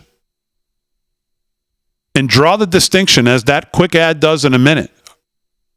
You want to be able to afford groceries again? You want to be able to go to the gas station and afford gas? You sick of choosing between heating your house and paying your credit card bill? Are you sick of seeing your kids not be able to get a mortgage? Are you sick of seeing your credit cards go up and your savings go down? Are you sick of the crime in the streets? Do you want to be able to walk around your big city or your city at night and not worry about getting mugged, raped, or killed? Are you worried about 12 million illegals coming into the country and all of them getting licenses and the right to vote? Are you worried about killing kids in the 9th month right up to the day of birth? Is that where the country's at? Everybody has to land in the same place? Socialism, Bernie Sanders, that's where the country's at? I don't think so. Are you better off now than you were 4 years ago? I don't think so. Sick of going to Costco and coming out and having to spend $400 for 2 bags of stuff? I think so. You want to see the country go to $60 trillion in debt over the next 8 years, 12 years? I don't think so. That's where we're headed. You want to see a Supreme Court, as Joe Biden's laid out, with 18-year term limits and no filibuster and packing of the court and 14, 15 liberal whack judges deciding what's a right and what's not a right for you? I don't think so. That's what's on the ballot. Seems to me like it's a pretty clear distinction. Definitely clear. It even got clear for Jim Cramer, believe it or not, as he admits that if you want to, if you're going to vote by your wallet, if you want to do better in the economy, you got to vote for Trump. Believe it or not, don't believe me, believe him. He says it himself. Here's cut number 4. Here's Cramer. If you're in the stock market, if you care about your paycheck, you go with Trump. If that's what you do. You do? Yeah, well, he wants to cut your taxes. Oh, he wants to cut taxes. Your taxes. My taxes got raised enormously, as you know, under the last Trump administration. I don't know if he wants to cut your president. No. I'm in a blue state. Oh, yeah, no, forget you're out. They want to kill us. us. I tried to go to. They want to put us out of business. Pennsylvania. That's what they want to do to us. I can become an Italian citizen by getting rid of the salt tax deduction. So there you have it. Bordering on unwatchable television. It really is. I like watching the financial stuff, but man, sometimes it's just. Oof. But more back to your point here. This coming from Fox Business. Jeff Flock spoke to multiple Philadelphia residents today about how they're faring in the current economy. You're talking about the economy under President Biden and Vice President Harris. The day after the stock market plunged, says it's always good to talk to real people and find out what they're thinking. And when it comes to the economy, they're saying, in a word, and he says, pardon my French, it sucks. But that is a direct quote from one of the folks we spoke with. He said, this is a Democratic stronghold, by the way. You know, Philadelphia County voted 85% for Biden 4 years ago, 15% for Trump. Despite that, the people we talk to now, both Democrat and Republican, say this economy is not working for them. Says, I personally feel like the economy is sucking right now, one local resident told Flock. Less pay, more taxes, bills going up, rent's going up, so it's pretty bad. I work 3 jobs. Another woman said, I work 3 jobs to break even every month, and I have a master's degree from Columbia. The economy is rough. One man said, everybody is concerned about the economic situation, and I certainly am. Our current government has absolutely ruined everything. Can't afford life. I make 6 figures a year. Live in the city. Still can't afford life. Can't even afford to go out like we used to. When Flock asked one woman about what she anticipates for the future, what she said, well, depending on how the election goes, I'm either hopeful or I'm moving to Ireland, of all places. So kind of a dour feeling of sentiment coming from people on the street in Philadelphia, where that's a Democratic stronghold, and even they're feeling like, you know what, this is not good. The economy's not good. And as they put it, this administration has ruined everything. I mean, again, just not to sound like a broken record, but the distinction here is this is such a gift to the campaign as far as now what they have to do. You don't have to go out and try to come up with things that to make people think about certain things or maybe what they might do, or just look at what they've done. Look at what this guy supports. Look at what he's done in Minnesota. Look at what she did in California. Look at what she supported as a senator. Look at why she was labeled the most left-wing, progressive, dangerous senator in the U.S. Senate. Look at why she's left of Bernie Sanders. Look at what Walz supports in Minnesota. You want tampons in your boy's bathroom in elementary school? He supports that. Tampon Tim, the name. That's why. You want criminals to go in the front door, out the back door? He supports that. You want no cash bail? He supports that. You want every tax in oblivion raised in your life more than they already are? He supports that. You don't have to dream about what might be or what could be. Just talk about what they've done. This is what they've done. This is what they support. You want to reimagine your police in your neighborhood? He's your guy. You want abortion on demand up till birth? He's your guy. You want boys can become girls, girls can become boys, trans this, trans that, 9,000 genders? He's your guy. Yeah, some of the stuff that I saw today about this guy in Minnesota with the trans kids, 6 years old, 6-year-old child brought in by their parents. First off, the parents need to have those children taken away from them. Anybody that supports having a 6-year-old transition, stop. These people should not be allowed to even procreate, let alone have a child and get to make decisions for them, because a kid ain't making that decision on themselves. And then to see that he repealed protections for babies who survived abortion, repeal protections, which means he's okay with murdering babies. So the death cult that is known as the Democratic Party is on full display with somebody like a Tim Walz. He just hides it well. He makes you think, oh, look, I just look like I just had a bowl of oatmeal and I'm just like you. No, he's not. He's a lunatic. No. And more is going to come out about this guy. And you're going to see repealing protections for babies. Guy is a scumbag. And everybody needs to know. All right, more live from Studio 6B coming up.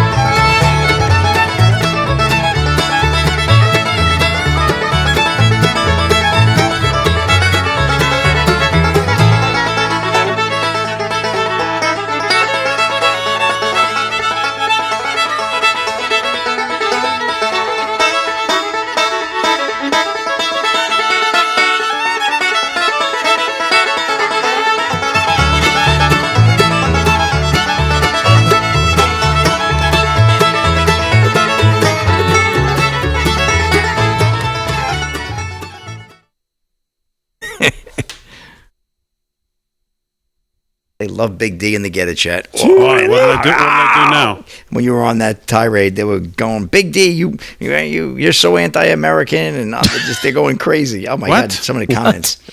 I know. What are you talking about? I don't know. These people are like off the rail. Let's see. Let me hear some of them. Hit me with them. I got to go back now. I love it. No, it is pretty funny though. So let me see. Somebody, Tamar says, Damon, run for office locally. Well, that's a good one. Yeah, that's a good one. Damn right.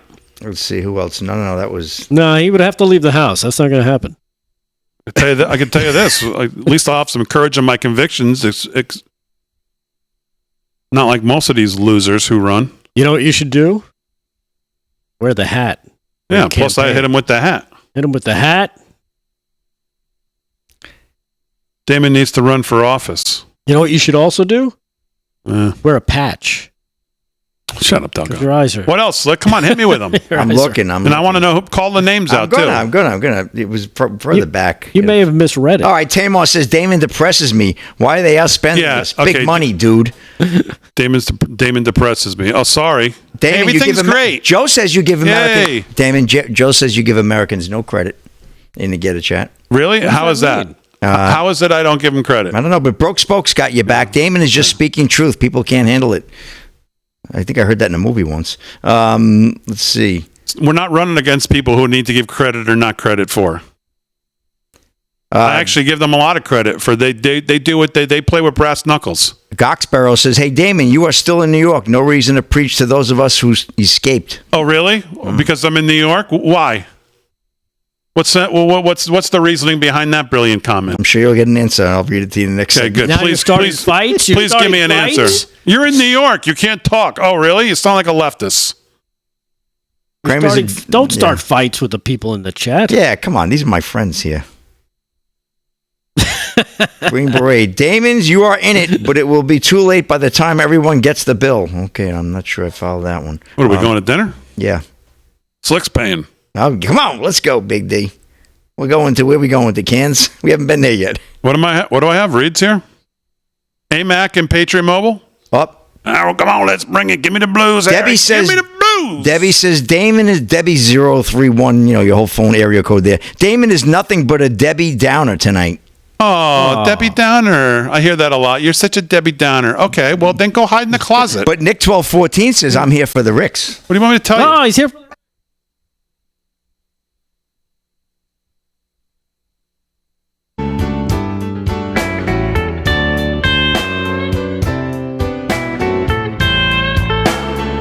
Come on.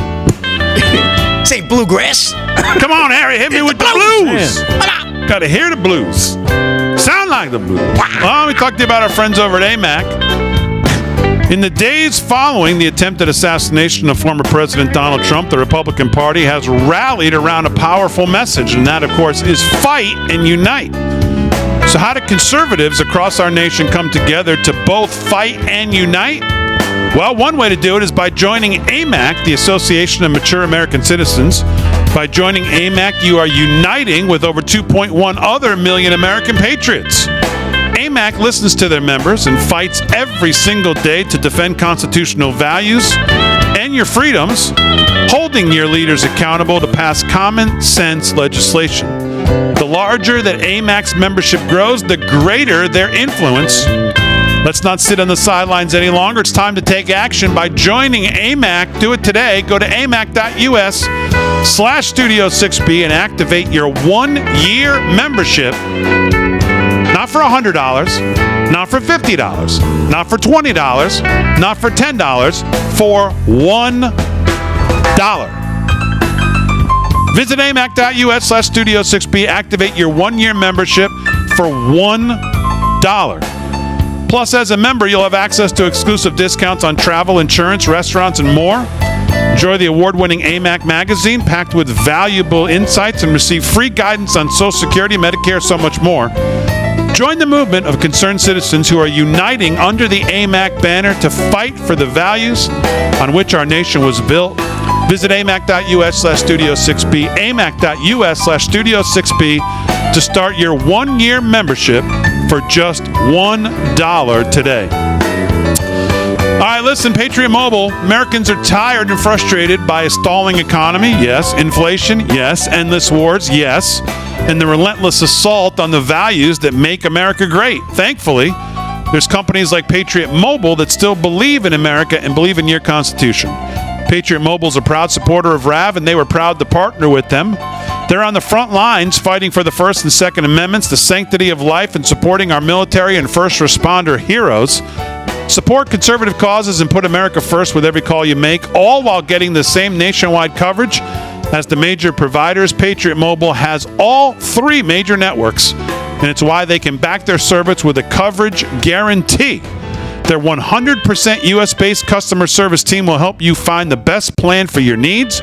You can keep your number, keep your phone, or you can upgrade. Go right now, patriotmobile.com/RAV, patriotmobile.com/RAV, or you can call 972-PATRIOT. Pick up the phone right now. Call 972-PATRIOT. Get a free month when you use offer code RAV today. Don't be fooled by other providers pretending to share your values.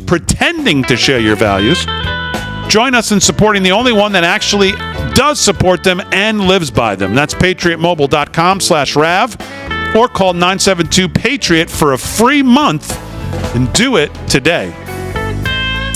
All right, 20 minutes past the hour, live from Studio 6B. Let's do some sports and news because we've got Joe Reek coming up. He's going to join us at the bottom of the hour, talk to you about, obviously everything we want to do to be prepared from My Patriot Supply, our good friends over there coming up. So let's do some sports. Sports brought to you by MyPillow. Mike Lindell. Slick, what's going on? All right, well, back to the Olympics. Big D for a couple of more scores. Olympic soccer earlier today, the United States did defeat Germany. Big D. I don't know if they were watching that at your house, but the ladies did win 1-0, and they'll be taking on Brazil, who defeated Spain earlier today 4-2. That game will be on the 10th, which is, what is that? That's Sunday, Friday, Saturday? 5 days from now. 5 days from now. So there you go, Sunday. So we'll be Saturday. Okay, they'll have that game on. I'm down on the date. What date is today? The 6th. Okay, here we go. Major League Baseball Reds right now over the Marlins 8-2. Well, today's the 6th. What do you want? Very good. 6 plus 4 is 10. Right. 4 days from now is Saturday. Okay. He said 5 days. Come here for the math, stay for the politics. I thought he said 5 days. I didn't say 5 days. You said 5 days. Well, anyway, nobody's going to watch it anyhow, but I'm just letting you know. Reds over the Marlins, 8-2, bottom of the 9th. Let's see if their bullpen can blow that one. Well, hopefully not down in Florida. Padres and Pirates, no score there. Rain delay. Bottom of the 7th, Nationals, 9-5 over the Giants. Blue Jays right now over the Orioles, 5-2, top of the 8th. Bottom 7, Brewers bombing the Braves, and I do mean bombing them, 9-0. Cardinals 4-2 over the Rays, middle of the 6th. Top of the 6th, Astros over the Rangers, 1-0. Cubs edging the Twins, 4-2 there, bottom 5. Top 5, Red Sox over the Royals, 3-1 in KC. Mets with a 2-1 lead early there, bottom of the 3rd, out in Colorado, taking on the Rockies. White Sox and Athletics coming up, first pitch in about 20 minutes.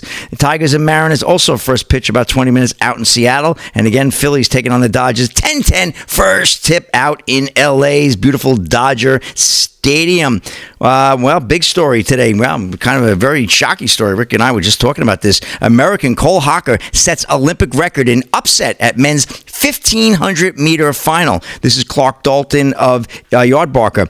Heading into the men's 1,500-meter final at the Paris Olympics, American Cole Hocker wasn't considered the favorite, but he pulled off a stunning upset on Tuesday. On the race's final lap, Hocker kicked it into high gear on the last turn, passing Norway's Jacob Ingebrigtsen and Great Britain's Josh Kerr en route to the gold medal. According to World Athletics, Hocker's time, 3 minutes, 27.65 seconds, is an Olympic record. So that's a stunner right there. Hocker's teammate, Yared Nuguse, earned the bronze medal. Per the Sporting News, this is the first time 2 American men have medaled in the 1,500. You ready for this, Big D?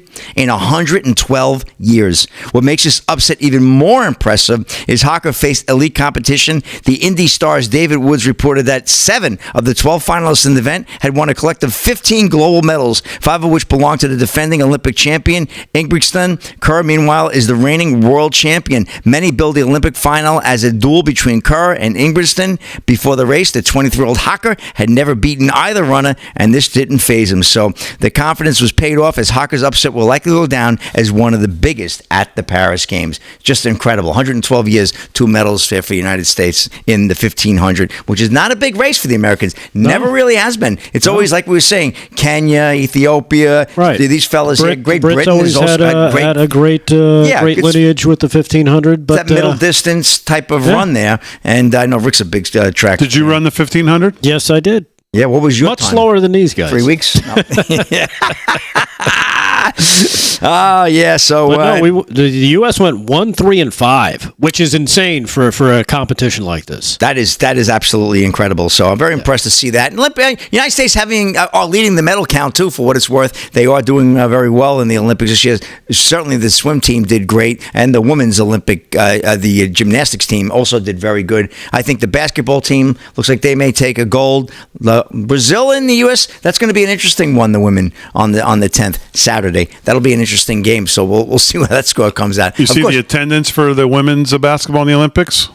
Terrible, right? It's like the old WNBA before Caitlin Clark. Right. Really? See? And they, tens of viewers. And they passed on Caitlin Clark, those geniuses. Yes. Where they could have had her in a rookie season. Some dumb reason, too, right? They didn't want to bring her on. That place would have been packed if Caitlin Clark would have played. But, they'll live and they'll learn. Anyway, Big D, that's a wrap in sports. Back to you, my man. All right, Slick, very good. We'll do some more sports before the end of the show. Let's do a little quick news now, and then we are going to speak to Joe Reek. Then we'll do some more news. What else is going on, Delgado? All right. Well, this is an exclusive story to Undercover DC. Several federal air marshal whistleblowers have come forward with information showing that former U.S. Representative and presidential candidate Tulsi Gabbard is currently enrolled in the Quiet Skies program. Believe it or not, Quiet Skies is a TSA surveillance program that is for suspected terrorists. It's a suspected terrorist watch list they put her on. Mm-hmm. This is insane. It's the same program that's being weaponized. I guess she has been speaking some truth, huh? Yeah, it has been weaponized against J6 defendants and their families as well. Quiet Skies is allegedly used to protect traveling Americans from suspected domestic terrorists. The photo below is a screenshot from the actual target package. And it's a target package, which is a picture of Tulsi Gabbard. All right, we'll do some more of this story and more news with Delgado right after Joe Reek will join us from My Patriot Supply when we get back right after this.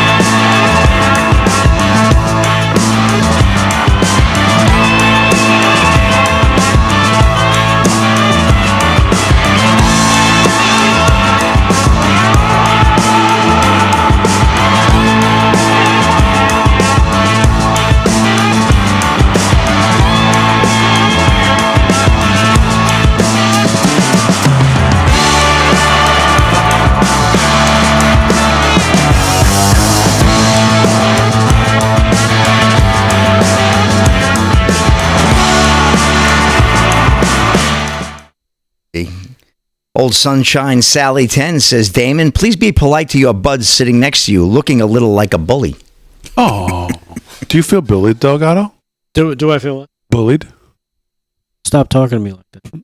I pulled up his car. He's playing Ole Bole, Ole Bole, Ole Bole. Watch it now. Oh, man.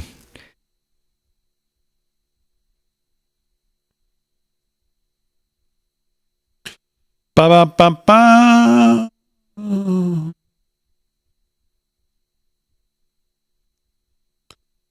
Honestly, I just think this is such a gift to the campaign if they can just get it together. Will they? This guy. Will they? The choice of this guy. It's right there. I mean, early polling. AOC is going to be Secretary of State. Ilhan Omar is going to be a cabinet member. This is where the country's at. Tim Walz. This is. I just. No way.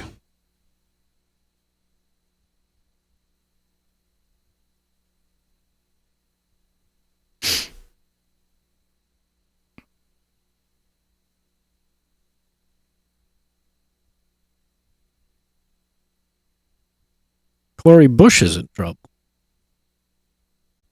She's getting walloped in her primary. Yeah, she lost. She got 63. She lost by 30 points. Yep.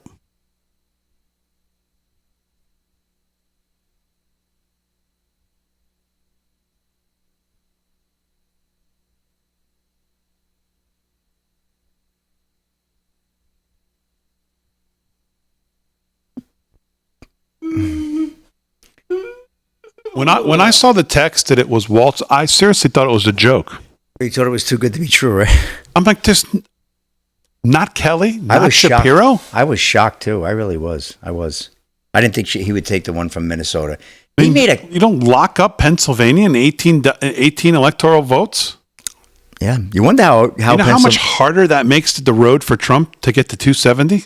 You picked a guy from Minnesota? Oh, they feel like Minnesota's a good state. The hell's he bring? But they already had that state. Of course, that's the point. It's so stupid.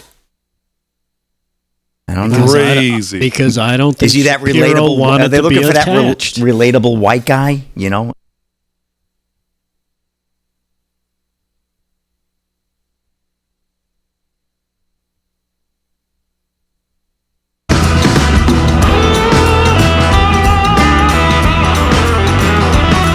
30 minutes past the hour, live from Studio 6B on a Tuesday night. Slick's doing sports. We'll do some more before we get to the end of the show. Delgado's going to have some more news. Aaron and Harry on the highway holding it down on a Tuesday.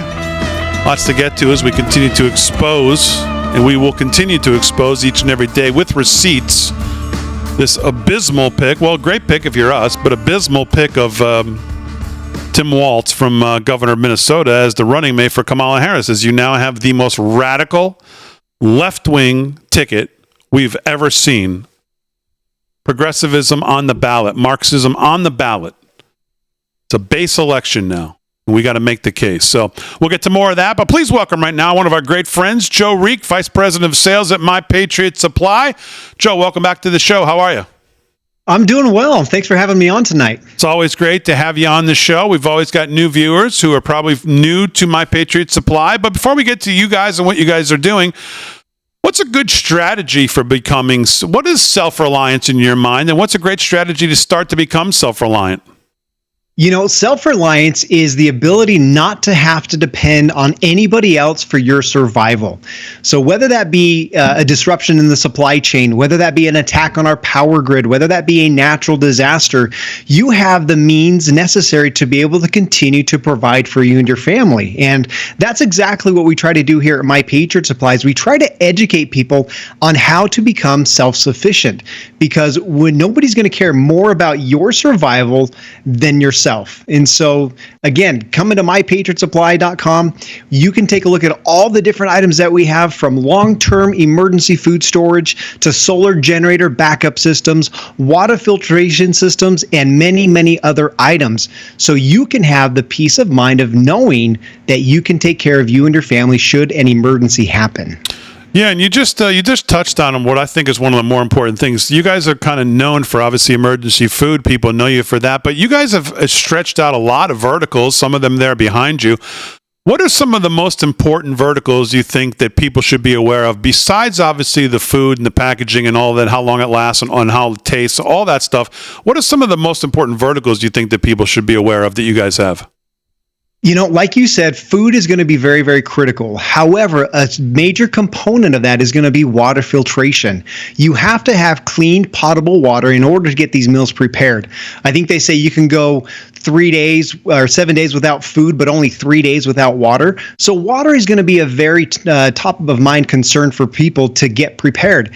And here at My Patriot Supply, with our Alexa Pure Pro Gravity water filtration system, you can rest assured that if you have any type of access to water, whether that comes from a lake, a stream, a river, or a pond, you can filter out that water and have clean, potable water to prepare your meals with. Another important aspect of emergency preparedness is going to be power. We just barely launched an amazing product by Grid Doctor, which is our solar powered generators. So now you can have power to be able to power those medical devices. We actually just barely launched the Grid Doctor 3300, which is one of the best units out on the market right now. So now you don't have to pick and choose which appliances you need to power.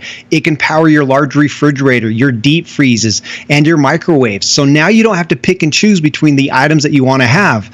And with the solar power generator, you can open up that solar panel and you can connect up to 4 additional solar panels to get up to 800 watts of solar energy to charge and to power your devices. So let's answer a couple basic questions that I know I get all the time. A family of 4, mother, father, 2 kids. Let's say the kids are a teenager or younger.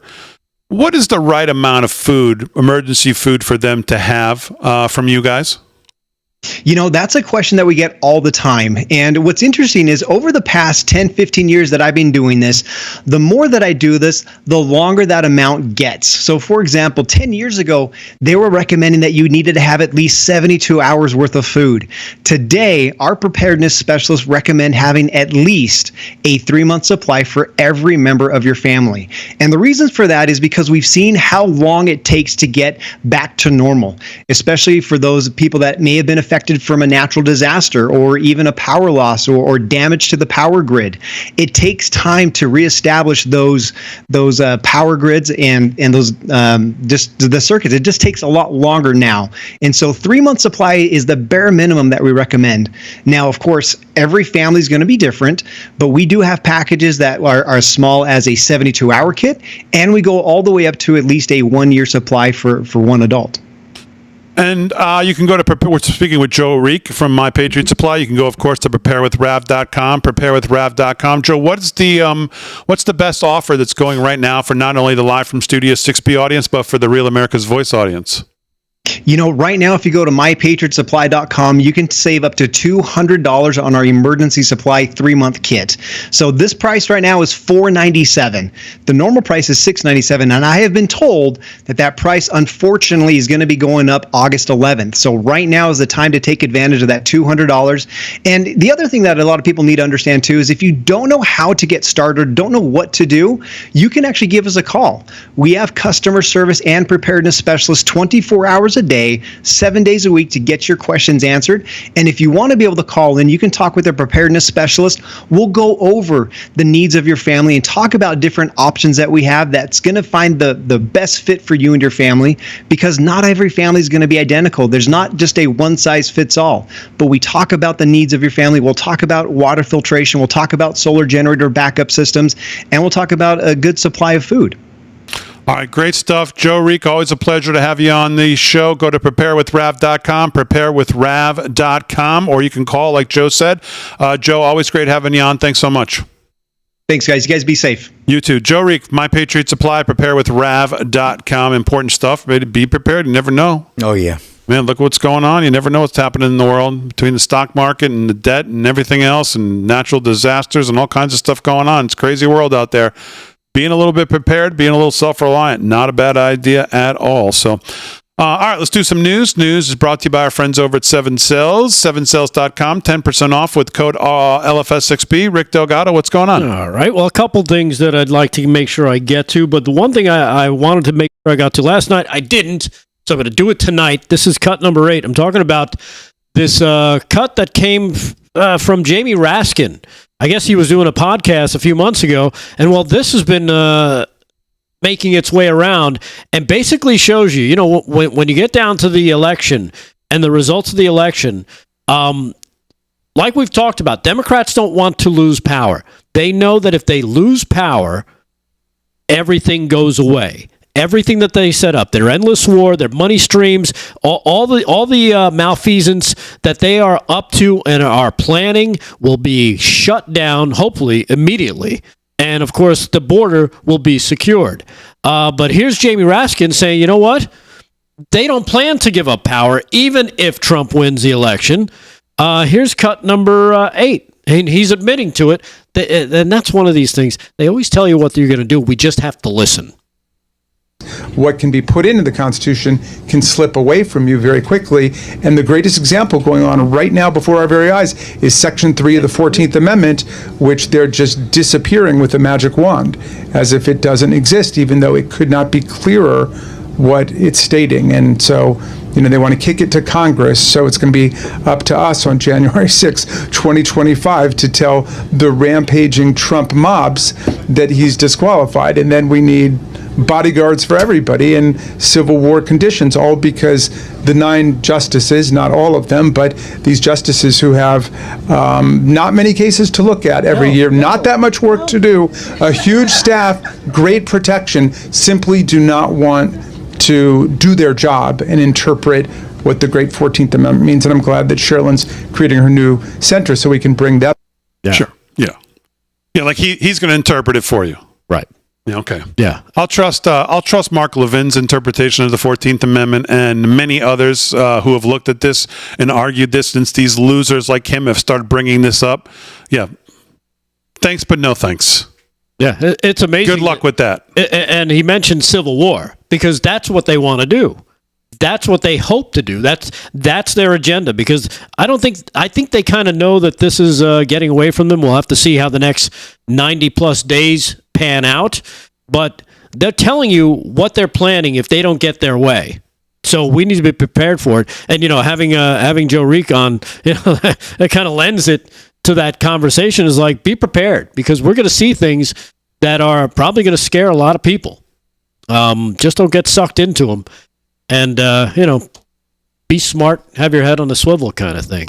A couple, before we continue to do news, couple things. Missouri primary election results tonight. I was going to get to that. Go ahead. Okay, go ahead. No, go ahead. You got something the only one I want to point out, obviously that I'm disappointed in, is obviously Will Scharf for Attorney General. Will lost, and he conceded tonight. Brilliant, very magnanimous concession, whatever you want to call it, speech or, typed out on X. But yeah, Andrew Bailey tonight, 77,000 votes. Will Scharf, 42,000, 64 to 35. Really wasn't that close. Will Scharf is brilliant. He's a great guy. He's been on the show. Hopefully he'll be on again. Put up a really great fight. But Attorney General in Missouri tonight goes to Andrew Bailey, the incumbent. So Republican primary, Lincoln Hoff, 31.4%. Right now leads over David Wassinger at 30.1%.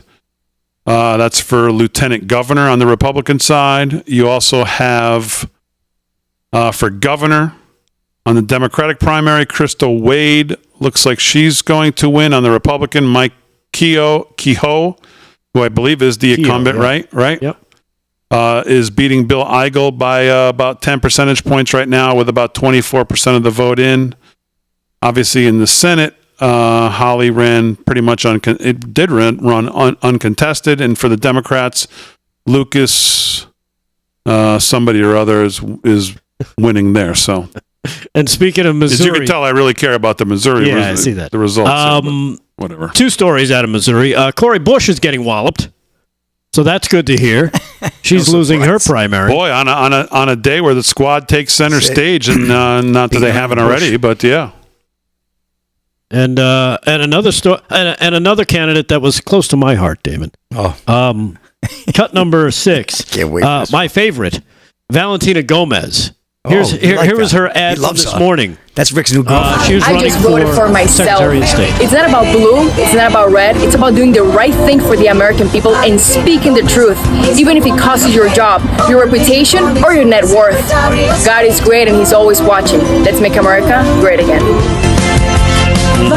She even has the jingle now. She's a gun-toting girl too, huh? Valentina Gomez, Secretary of State. She was running. I've been following all of her. So you're saying that didn't work? She's only getting 7% right now. Denny Hoskins is leading with 24%. So she doesn't look like she's going to win this primary, but she's got a big future. I think she's only 24 years old. No, she's a kid. Central Connecticut State graduate, as a matter of fact. Yeah. Good school. So, and is Central Connecticut State a good school? I don't know much about it. You lived over I had some friends who went there back when I was there. It was a long time ago. I think it's come a long way since I was there. Yeah. Right. It was a teacher. Really known as a teacher school. Maybe it may still be, but it was really known as a teacher school back in the day. So Valentina Gomez, keep your head up. There's going to be more elections in your future. Hopefully, the next one will be a winning Rick's one. keeping an eye out for her. We'll keep two eyes out for her. Maybe get a new media development guy, but whatever. I like the way she talks. All right, live from Studio 6B. We'll wrap it up with more sports and news coming up right after this.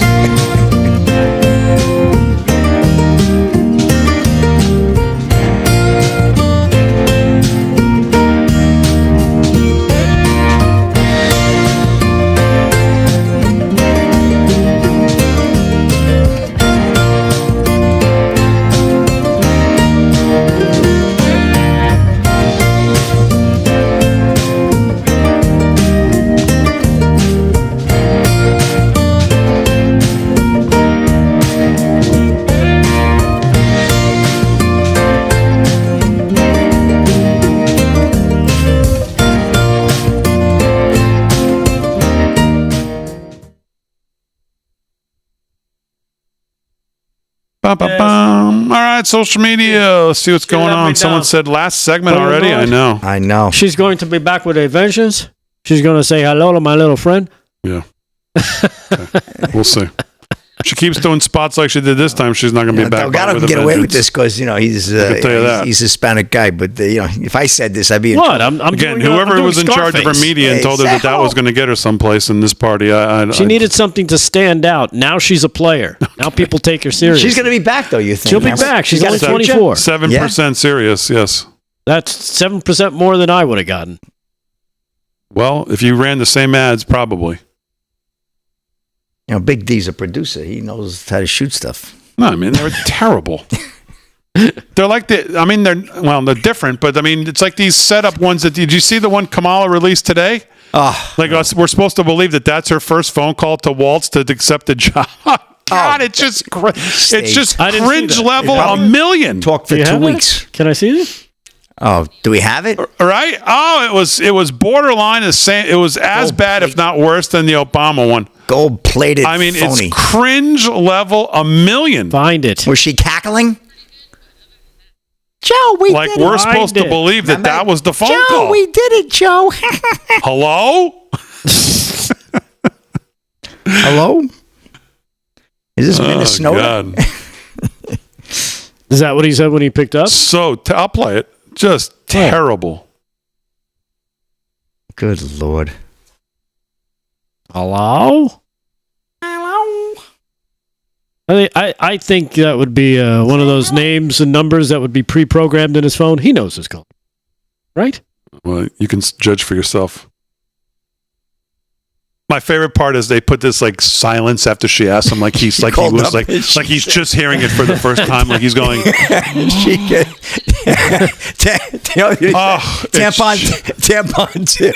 He thought she was pulling his string. I mean, it was just brutal. Oh man, just brutal. So bad. What's going on the YouTube chat? We got to see the YouTube. Come on. Bernie Sanders seems kind of normal compared to this guy. Yeah, Bernie looks like Bernie would be the moderate on this ticket. Yeah, it's true. He looked like Mondale.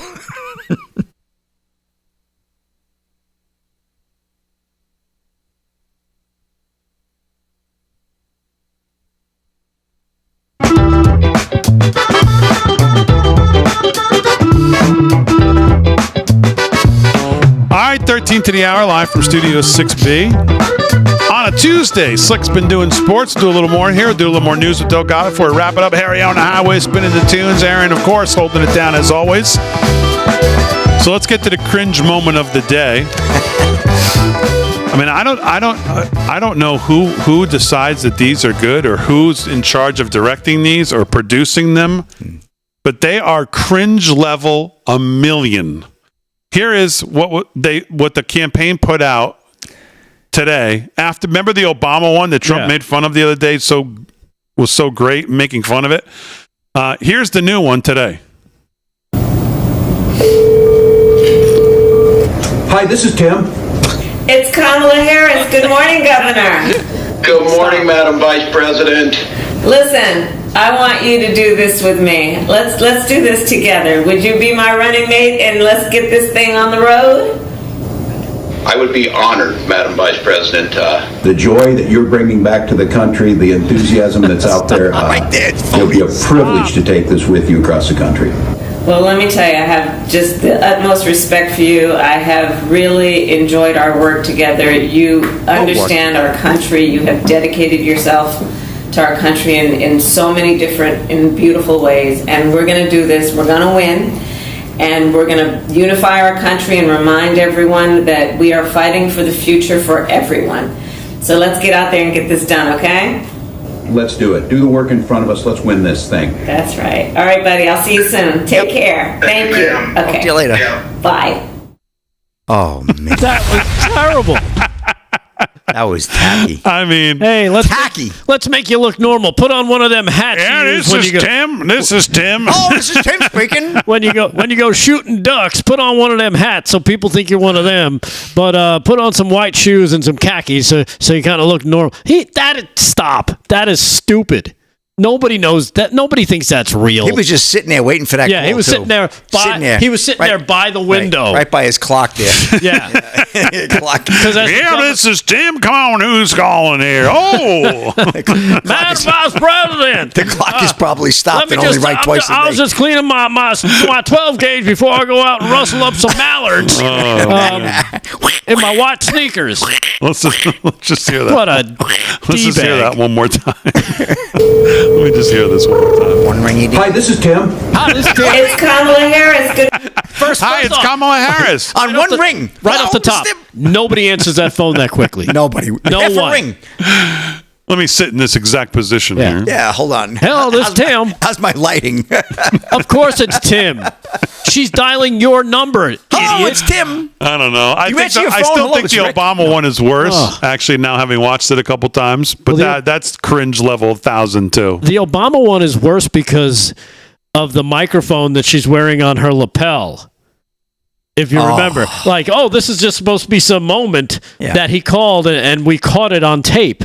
But if you watch, she's got a microphone on her lapel. Who walks around with a microphone on her lapel unless she's anticipating filming something? And I wonder how many takes they had to do. I don't know.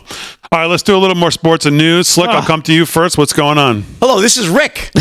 Nice to hear from you, Damon. All right, Major League Baseball, one more sweep of the scoreboard. Padres and Pirates, no score. Top of the third out in Pittsburgh after the long rain delay, obviously. Brewers bombing, and I mean blanking and bombing the Braves. 10-zip, bottom of the eighth. Top eight, we have the Cards over the Rays, 4-2. Astros 2-0 over the Rangers, bottom seven. Top seven, Cubs now have increased their lead 6-2 over Minnesota there with their new vice president vote running there. Red Sox and Royals tied at 3, top of the sixth. Top five, we have the Rockies over the Mets now, 4-2. White Sox and A's just underway, no score. Tigers and Mariners, same thing, no score there. We have the earlier tonight, as I told you, the Reds defeated. Well, they just defeated the Marlins, 8-2. Nationals over the Giants, 11-5, and Blue Jays top the Orioles, 5-2. Did you report on the finish from the 1500? Yeah, the race? Yeah. Oh, okay. Just we had a photo finish of it, so I wanted to, just wanted to see it. What was the time there? Wanted to make sure you reported on it. Okay. And did you see in the crowd? I think the traveling gnome was there too. Hey, look who's in the background. Oh, look at Kevin. Yeah, Kevin made it. I was clearly come on. in third. Man. You were winking while you're running. That's pretty good. Well, that's true. No problem. All right, what else is that going was a on? sprint to the end. He goes to the bathroom. Come on, Delgado. Some sad news in the sports world today, too. Former Dallas Cowboys running back Dwayne Thomas, part of franchise's first Super Bowl win, passed away at 77. AP report out of Dallas. Dwayne Thomas, a running back for the Dallas Cowboys, when they finally broke through and won a Super Bowl to cap the 1971 season, has died. He was 77 years old. The team said Thomas died Sunday, but had no other details. Thomas was with the Cowboys in 1970-71, a pair of tumultuous seasons plagued by a contract dispute that once led him to call Coach Tom Landry Plastic Man. He was the first player to score. That's the only time I've heard anything bad about Landry until the end of his career. At Texas Stadium in 1971, when he led the Cowboys with 11 touchdowns, rushing touchdowns, that is. Thomas was born and raised in Dallas before playing college football at West Texas State in the Texas Panhandle. He was the first-round pick by the Cowboys back in 1970.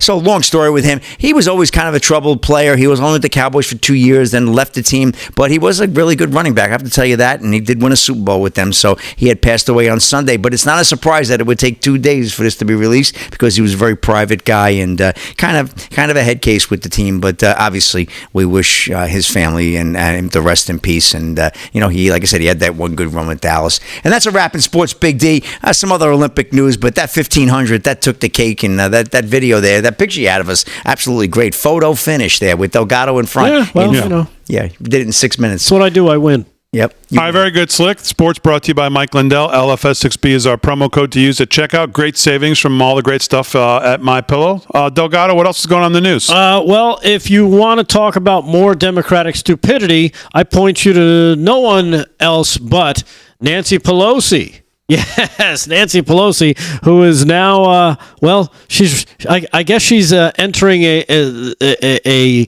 Biden-like mental state. Well, the Botox is getting to the brain, probably. Yeah. Well, it seems like she believes that Joe Biden, who is still at the top of his game, by the way, stepped aside for the good of the country, and because of that, he belongs on Mount Rushmore.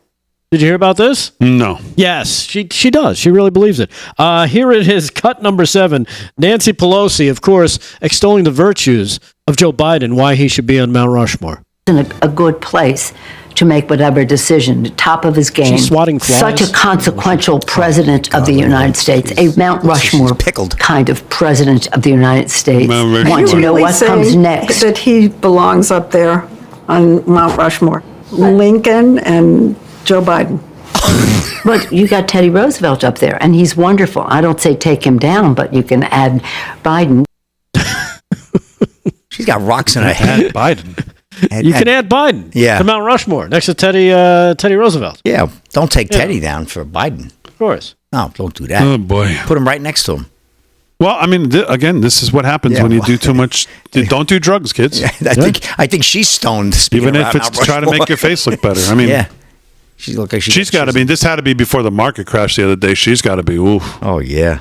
Well, she got out just in time. Yeah, maybe. Probably. All right, what else? Anyhow, I don't know if you've been following any of this Secret Service stuff. Susan Crabtree over at Real Clear Politics has been doing great stuff on it, as Senator Hawley from Missouri has said that the Secret Service whistleblowers tell him that the lead agent on the Trump Butler job was not enforcing the normal security protocols. That day, she wasn't having IDs checked. That day, he described it as a free-for-all. And this is coming from the lead agent. Susan Crabtree reported that within 48 hours after the assassination attempt, that this lead agent, a woman from the Pittsburgh field office, is considered inexperienced and incompetent. She's mainly done intelligence division work, not protective detail. She's not been fired, and as Rowe testified last week, she had no business being the lead agent on that day, and she is still doing protective work. All right, I want to thank everybody on the show. Harry, great job. Aaron, great job as always. Most of all, thank you to Live from Studio 6B audience. And as always, we salute all emergency personnel. We'll see you tomorrow night, 8 p.m., right here live from Studio 6B.